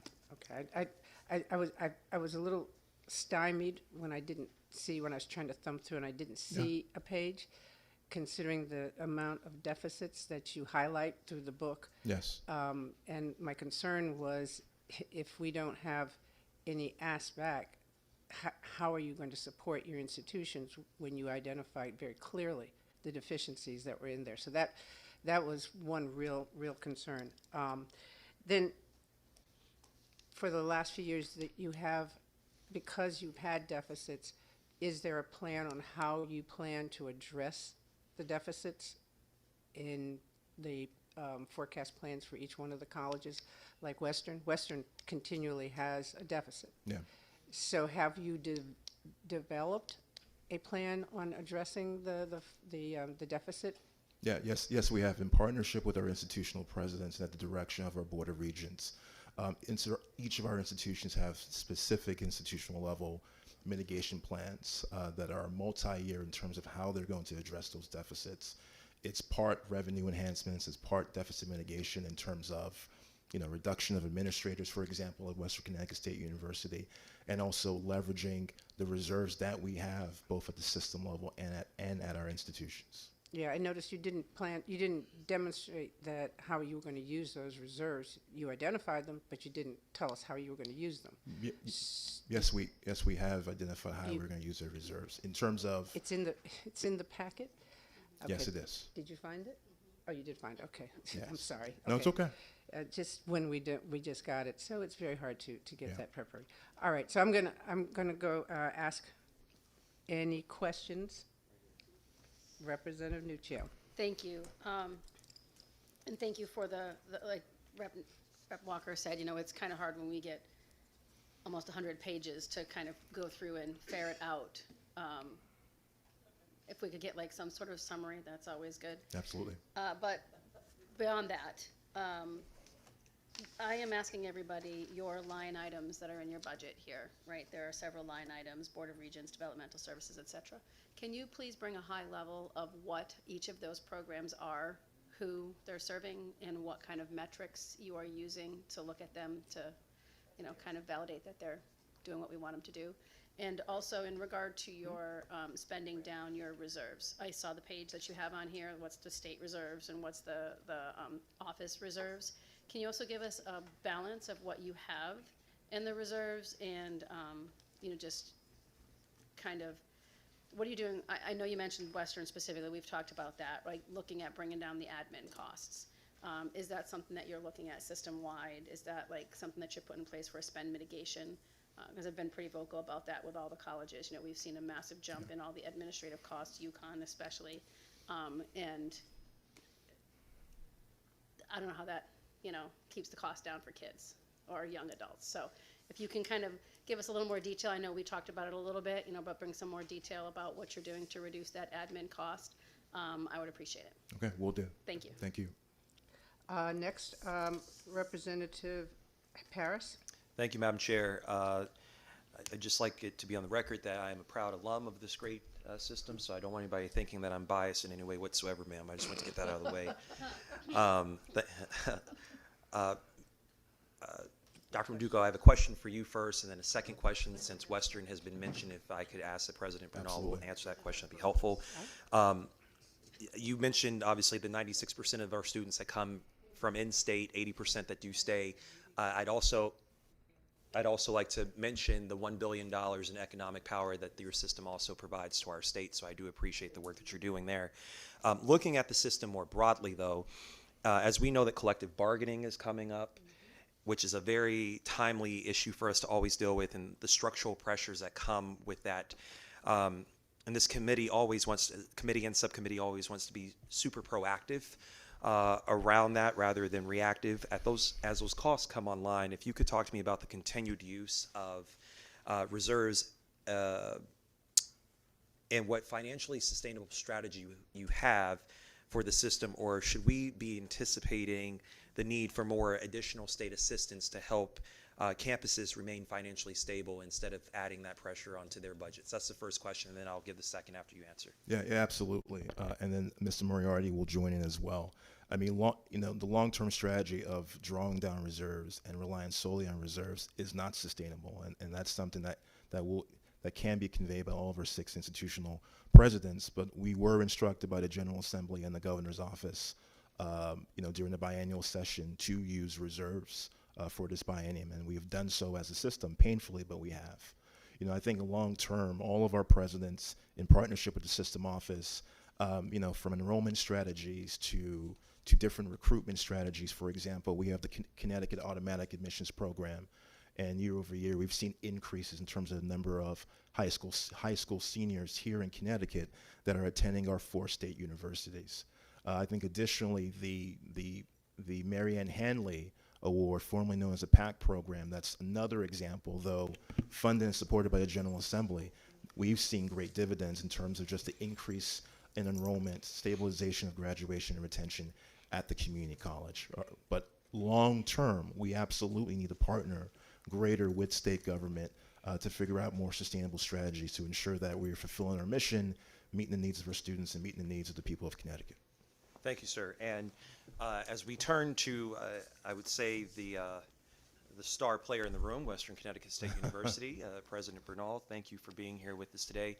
I would just like to also mention, for the purposes of our of this committee, that WestConn's enrollment has grown, 16.5% between 2024 to 2025, which is the largest jump that they've seen in a number of years. And also, as one of the state's, the state's largest serving Hispanic institution, which is something that no other college in our state can claim. Can you just talk to me about the strategies that you're implementing in your role now as president to ensure that we are going to continue to see growth with enrollment, which there with growth comes revenue acquisition for us, which helps to feed the system in? Thank you, Representative Paris. First off, we need more great alumni being spokespeople for us. I so did thank not you ask for that him to as say well. that, for the record. So I appreciate that. I've been at WestConn for 7 months now, and our focus has been strengthening our foundations, and that starts with financial resiliency, which was mentioned before. It also talks to building morale and culture on campus, and finally, we're working really hard with our system partners and really rebuilding our physical and IT infrastructure. And the pieces that I think are really important in this are our work in the community. We are a regional anchor and opportunity engine.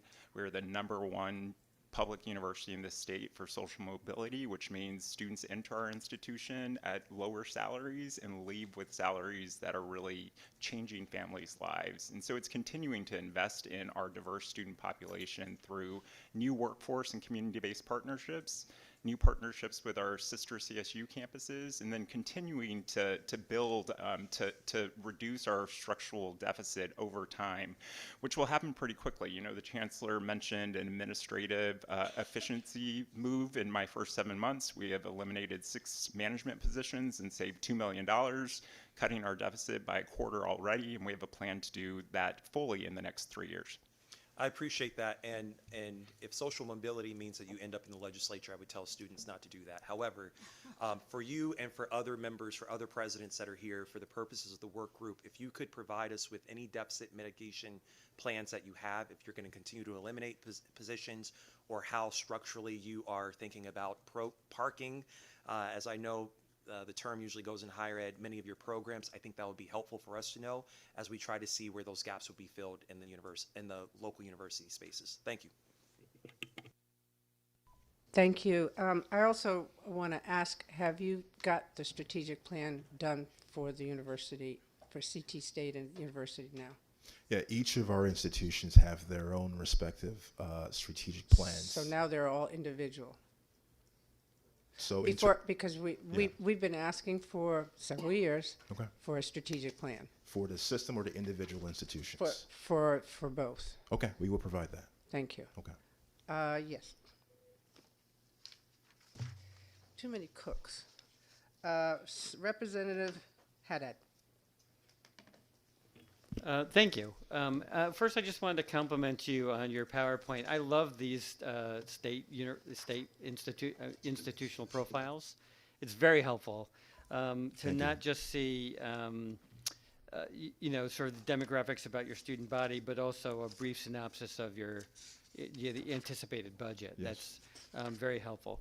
I say brief synopsis because I think there's only 3 or 4 lines to these budgets, and they're big budgets, but I appreciate being able to sort of look at that. And also, commensurate with that is all the information that you provide around your use of your reserves. And I think that since clearly you've been watching our budget hearings in the past, and have anticipated a lot of questions and provided us with that information to begin with. I wanted to ask a more general question around student financial aid, which a conversation I started twice earlier with both the Office of Higher Education and also with the University of Connecticut around the amount of state-sponsored scholarships that are currently provided. CT State, I suspect that for community college students, we're doing okay. For those who plan to attend a 2-year institution, the PACT program, now known as the Hanley Grant, is a substantial investment in those students. And we're beginning to attempt to sort of expand that commitment beyond just their 2-year degree, as you've already talked about. For 4-year institutions, I suspect that the amount of state-sponsored scholarship is relatively low compared to other states. Wanted to ask you if that impression is correct, and what difference could we make if we came up to something closer to the national average, not even top tier, but like middle, right there on the dividing line, 24th or 25th. Yeah, great question. Mr. Moriarty will also add as well, but I will speak to, we are seeing a trend nationally where state university systems, for example, in Massachusetts, in New York, in Minnesota, they are investing in those debt-free programs for state universities to make it more affordable. It would be a huge opportunity here in Connecticut to mirror what can be done for our CSUs and Charter Oak State College. Ms. Moriarty. Excellent, thank you. And while I don't have some of the data on national averages, I can provide some data specific to the CSCU system. So our state appropriation in consolidation is about $460 million. I'm happy to report that as a system, we issue about $83 million worth of institutional aid back to our students. So roughly 20% of our state appropriation goes right back in the hands of our students. That's really to keep affordability at the forefront. There was also a question about state-sponsored waivers or statutory waivers. Our total for waivers, which is not part of that earlier figure, is another $17 million. And we'll take away for the work group what is statutorily required versus what is required federally. And we'll give you those breakdowns in the detailed work group. Thank you. You've already anticipated my second question. So thank you very much for your, look forward to working with you in the work sessions. Thank you. Senator Slapp. Thank you, Madam Chair. Good to see you both. Thanks for being here.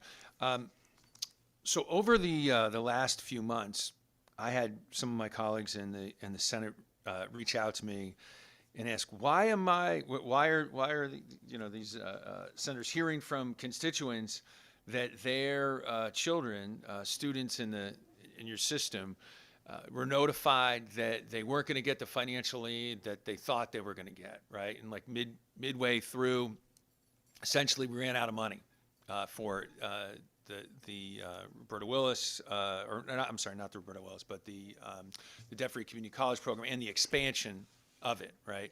And so I talked to Senator Austin, and I know that the leadership of this committee did a great job kind of responding to getting the fiscal note and putting in the money that we thought was going to address the cost of what we were expanding with the policy. So, and maybe it wasn't enough.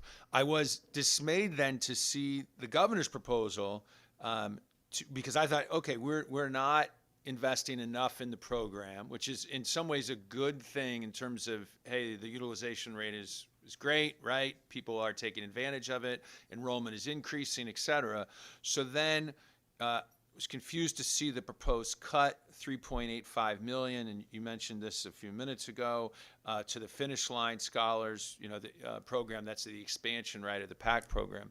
So I'm wondering if you could help kind of clear up confusion as to, do we need more revenue for this? And for those of you who maybe aren't familiar with, I mean, this is the program where you can start at a community college, right, and then finish at one of the other campuses. And so, and I think we've had some conversations about this too. And so I just want to kind of flag this for the committee as well, that currently you're seeing students, I think, who are transferring before they finish their degree at the community college, right? So with less than, I think it's 70 credits, so you can transfer 60 credits or something. So would it make sense? Hopefully we can, to your point, put the money back, fully funded. I think ideally it should be an entitlement. I mean, I think it has to be reliable for the students, right? They have to know, okay, I'm going to do the work at the community college, and then I know what's waiting for me at the other end. I can transfer, and I'm not going to get the rug pulled out from me a semester or 2 semesters in. That's going to undermine the success of the entire program, I think. But the other point is, should we tighten it up, do you think, in terms of saying that you only can transfer and continue debt-free if you first complete your degree at the community college, get the associates? I have a feeling that might improve outcomes too, and would probably impact the fiscal note. But so those are my questions. Thanks for your leadership, and I look forward to your answers. Yeah, Senator Slepp, good afternoon, and thank you for the questions. I'll start with the first part in terms of concerns from your constituents regarding students being notified that they can't receive, the scholarship award. To me, it's a result of the success of the Marianne Hanley Award. I mean, it is, year over year, the General Assembly has continued to double down in terms of its continued support of that, to the tune of $91.5 million since the fall of 2020.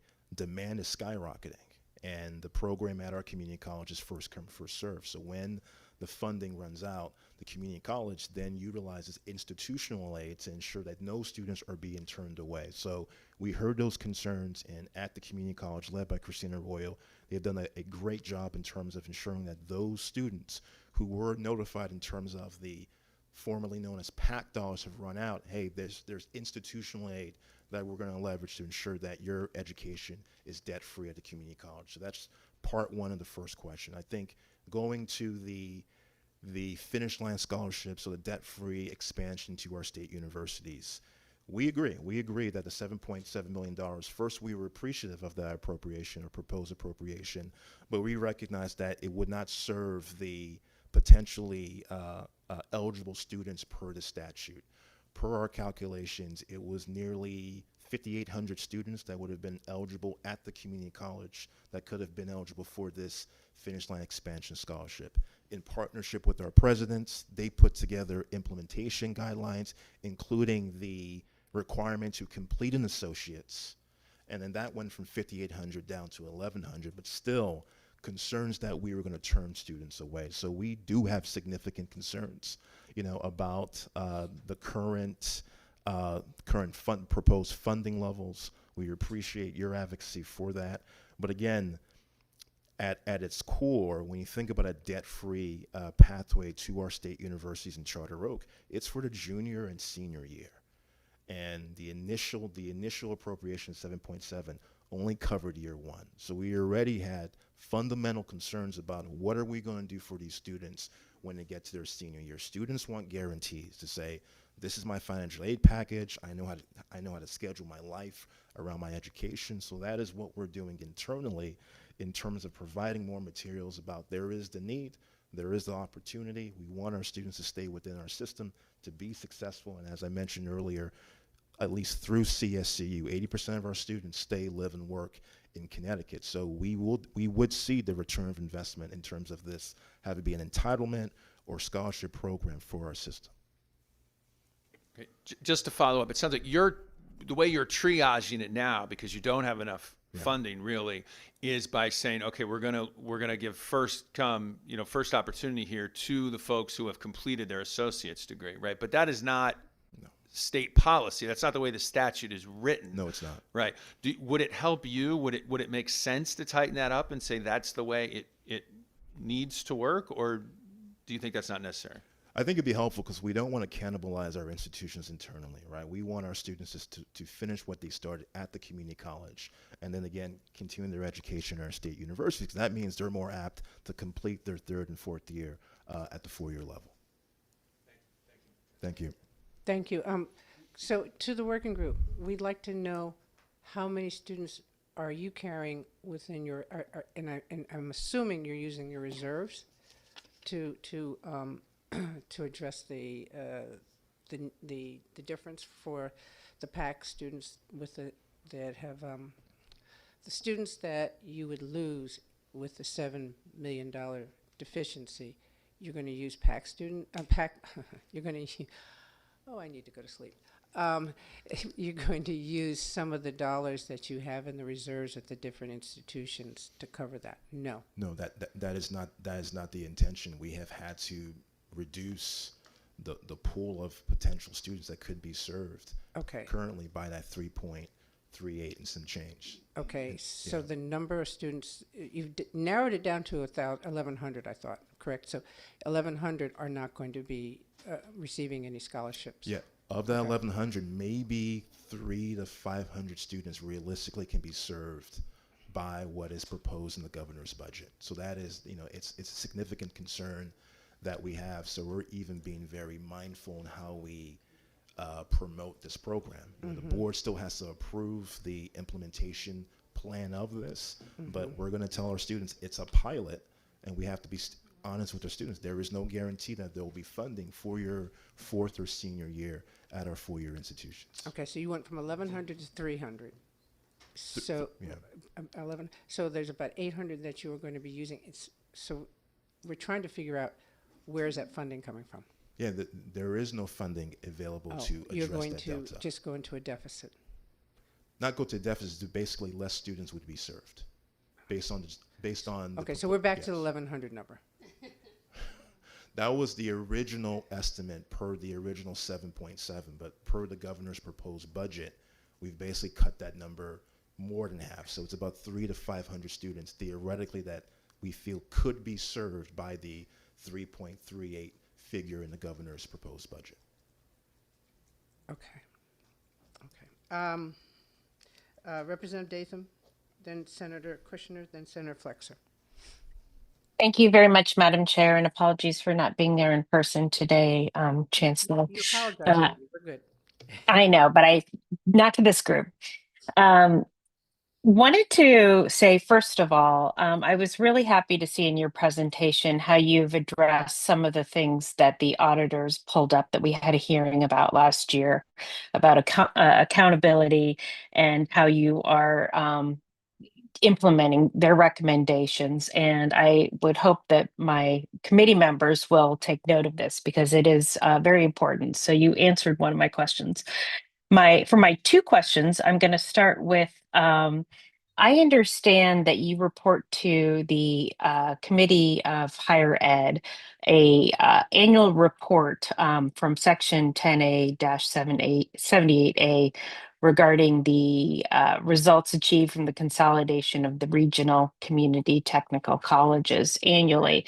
And I'm wondering if you can share that with the committee. I know some of these stats are included in the presentation here, but I'm really kind of trying to understand some of the other student successes that might be included in that annual number. Because I know when we were contemplating the consolidation, we were talking a lot about students that had, certain level of credits, where they're able to get some of their key courses and how that was going to be affected by the community colleges. The reason I'm asking this is I have one of the CT State campuses in my district, Norwalk, and, I hear on the ground issues regarding what's happening from the consolidation. And I think getting an understanding of some of those sort of demographics and student successes will be able to help formulate additional questions I had. The second question I had was regarding staffing. On page 17, it looks like 40% of the staff is all, or sorry, 40% of the employees are all sort of staff, not sort of student facing roles. I'd like to get an understanding of how that is in dollars and also an understanding of org charts, particularly for the back office and the overall consolidated kind of entity, if you will. Yeah, absolutely. We can provide a financial breakdown to the work group and also include the question regarding the student success metrics tied to the community college post merger. Great. Thank you so much. And thank you, Madam Chair. Thank you. Senator Kushner? Thank you, Madam Chair, and it's good to see you here today, President Maduko. And I really appreciate how much I've seen you lately because you've come to Danbury on a number of occasions, and we really appreciate your presence and your, the fact that you're paying so close attention to Western Connecticut State University. And I do want to underscore some of the points that my colleague, Representative Paris, made. I'm sorry he's not here. I was going to take credit that WCSU has been not only produced Representative Paris, but I think Senator Christine Cohn is also a graduate of our Western Connecticut. We still call it WestCon over there. But I want to underscore some of the things he said about WestCon because, in fact, there would be no opportunity for many of the students that live in my community to go to college if we didn't have WestCon. The fact that there's such a high percentage of Latino students in WestCon reflects the community, as it should. And it's a wonderful opportunity, and it really is the pathway to middle class and to good paying jobs with good benefits and success stories. And that's been true for very many people in our community for a long time. If you go anywhere in the greater Danbury area and you're talking with somebody at a bank or you're talking to somebody in an executive position and you ask them where to go to college, and half the time they went to WestCon. Yes. And it's incredibly important to the sort of the economy of our district as well. Yeah. So I'm very appreciative of you being there, and I want to say that I've gotten to know our new president, President Burnell, a little bit. I hope to get to know him much better. I hope he's there for a long, long time. We've had a succession of presidents, and he can't leave. No, we want him to stay for a long time. But I've already seen sort of the aggressiveness that he's approaching the job with, both from the academic side of it, but also making sure that we're financially sound. And I appreciate that, and think he's doing a great job already. And I know he's going to get to know the Danbury community, and that will enhance his ability to serve the system. But I do have a question that's a little bit dicey. Yes.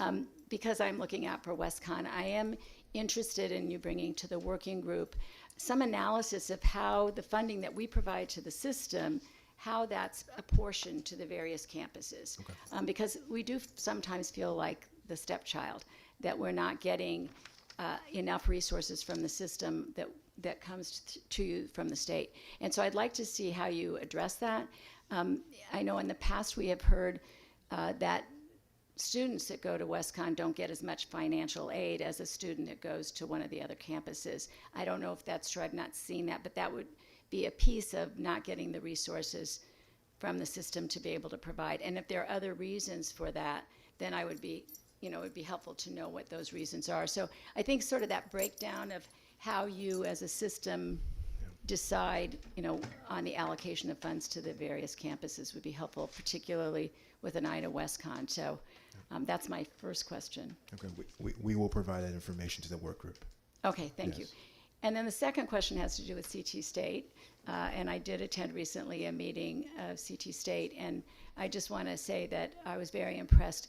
I know that Representative Haddad and Senator Slapp both asked questions about the funding, and I think our chairwoman asked about it too. I think we really need to really stay focused on that funding and making sure that our students that are going to the community college have the same opportunity to complete their education. Yes. It is critically important, and I would like to see an arrangement where there's even closer relationships between Naugatuck Community College and WestCon, because I think that is where we will really get the peak of success if we can make those relationships stronger, bring them together more, so the students seamlessly go from one institution to the other. So if there are things that you have in your plans to accomplish that, that would be helpful for the working group as well. Yeah, we will. We'll provide that. Thank you. Thank you. Next, Senator Flexer. Thank you, Madam Chair.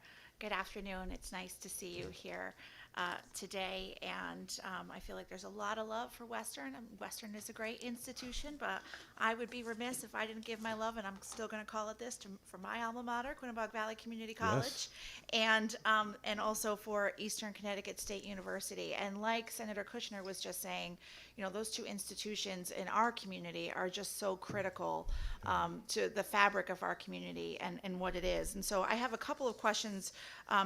Well, we only allow 2 questions, so I have one question related to that, but I'll save it for a moment. My first question is around enrollment, and I'm going to ask the question about enrollment because, frankly, for those of us who have been advocating against the cuts that your system has seen, and I think what's happened, I'll emphasize the point I made when the University of Connecticut was up here, I think the gross underfunding in public higher education in Connecticut, and I don't want to make you uncomfortable either, is something we should be very concerned about, and I'm very frustrated that the leadership of this state chooses this path.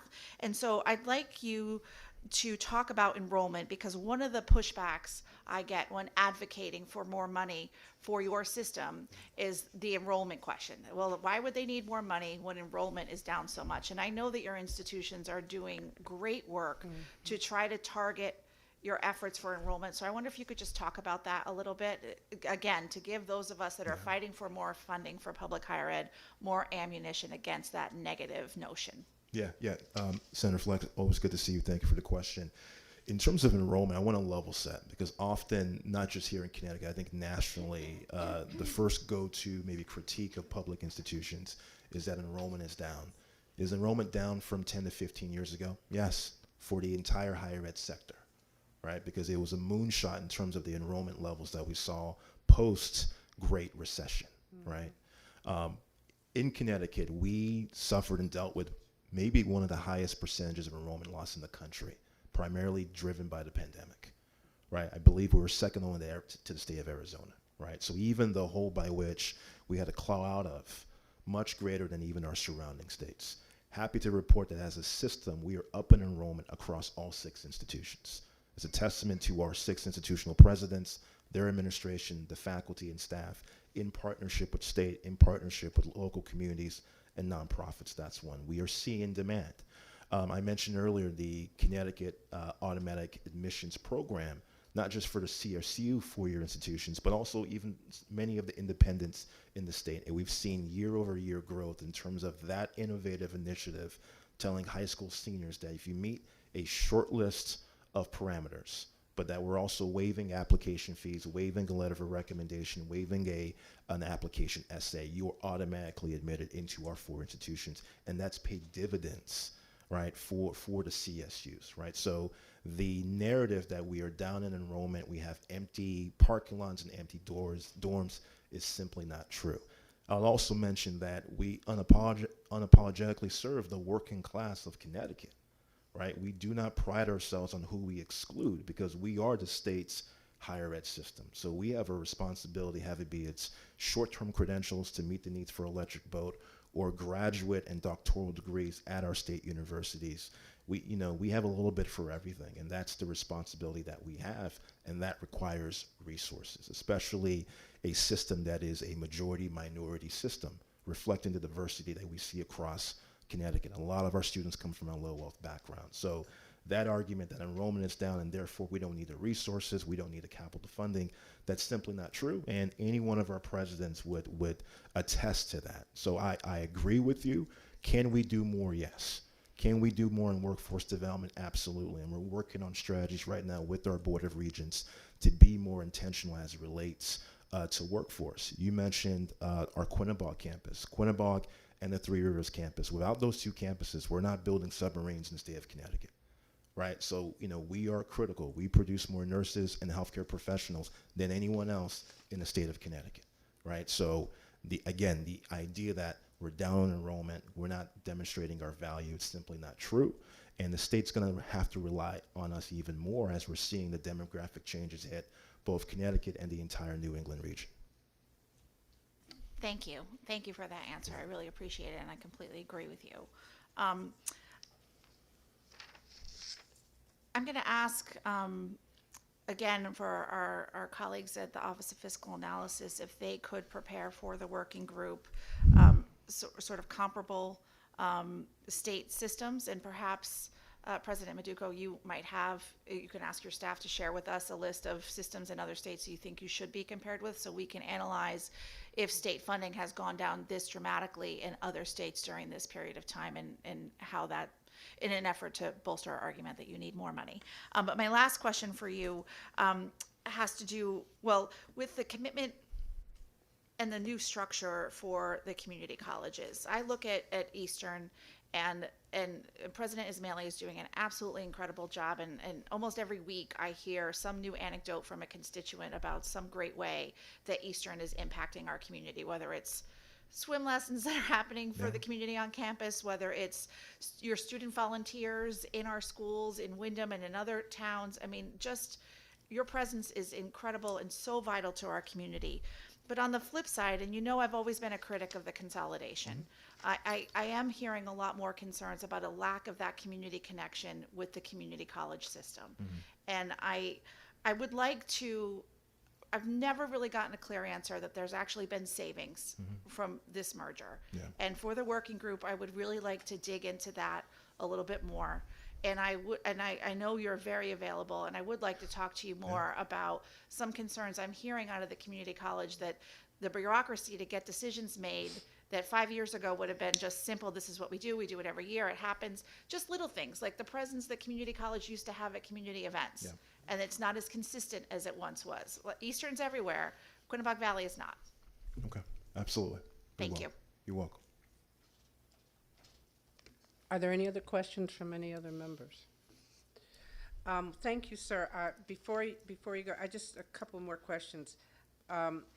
The central office. We had talked about the central office and the fact that it was being built up before the transition of Dr. Cheng to not being the active chair of the system. But there was, for a couple of years, there were a lot of positions added in there. We'd like to know where we are now, because I think we need to decentralize and give more autonomy back to the campuses. Oh, and just a shameless plug, I'm a Southern graduate. Amen. So Yes. very, very proud of my Southern. Yes. My dad taught there for 38 years. Mother taught there too. It's part of the family. So, I mean, Southern to me is critical. And for New Haven, it's critical. And for Gateway, it's critical. So I'll finish that. But I'd like to know, where are we with the central office, and what are they doing? Have we broken it down and started to put it back out into the regular campuses as we had talked about a couple of years ago? The other question I have, maybe a little, what projects or things are going on right now with your predecessor? And do you have any reports on what he's doing? And I understand that he's going to be representing the state of Connecticut on a panel in California. So I'm very curious how that happened. Okay, well, Chairwoman, thank you for the questions, and thank you for expressing your pride in our system, especially at Southern Connecticut State University. In regards to the system office, I began this role on July 1st, and immediately. Yeah, but you were part of this role you started, but you've been part of the system for a few years, right? Going on 4 years, yes. Good. Okay. Good. Yes. Okay. But in terms of serving as interim chancellor since July 1st. So in this role, I conveyed to our Board of Regents, I conveyed to our system leaders, I conveyed to our institutional presidents that I recognize that it has felt like a top-down system since the inception of CSCU, right? So being intentional in terms of flipping the pyramid and really putting the stakeholders that we serve on top of the system. We've stood up a President's Council where our 6 institutional presidents are working closely with me in terms of shared decision-making and ensuring that institutional needs and nuances and priorities are brought to the forefront as it relates to the strategies and efforts and work on behalf of the system office. Specifically in terms of staffing, you can look at the system office staff in 2 groups. One bucket are the staff that work solely for the system office, and then another group that work in the category we call shared services. And those shared services are primarily for Connecticut State Community College. We continue to transition the personnel and the funds for those shared services personnel back to Connecticut State Community College, CT State. So we initiated the transition of human resources from the system office back to CT State, so they have the autonomy with human resources and how that relates to their employees, their management, what have you. We're in current active conversation regarding the financial operations. Many financial personnel, IT personnel, a part of those shared services. Again, their work is devoted to CT State. Is the same thing happening with the universities too? The universities, in terms of shared services, the universities don't necessarily participate in shared services. Shared services has been a community college phenomenon for many years now, and per the advocacy of the community college and the faculty and staff, there's a constant moving back of those resources and personnel back to the college, back to the community college. Okay, so the central office is disbanding. It's going back into the field. Going back to the field, but obviously the central office does has core functions that are germane to support the entire system. Could we get the list of those shared functions? And yeah, we how will, they're absolutely. Because we'd like to know, because I think that one of the things that we got from going out in the field and talking to people without anybody else around with us was the fact that they wanted to have more control on the lives of the things that are going on in their campuses. So that was very important to a lot of people, both the staff and the students, because they felt that their destiny was not theirs. Okay. It was somebody else's. So that was very important. Excuse me. And as far as transitioning from one, I understand for CT State to keep them together because people are able to sort of use different campuses for different studies and things like that. That works. But just for the universities, so that we can try and help strengthen those individual ones. Okay. Okay. And then your second question regarding Mr. Chang. Mr. Chang reports directly to the Board of Regents, so that arrangement falls between the Board of Regents and Mr. Chang. And in regards to the report that he's been working on, when he's completed with that report will be submitted to our board, but we can relate to our board that there's been questions about that level of work. Yeah, okay. Yeah. As I thought about it today, I think the legislators would like the Board of Regents to come talk to us. I think it's about time, because I don't think we really ever had something like that.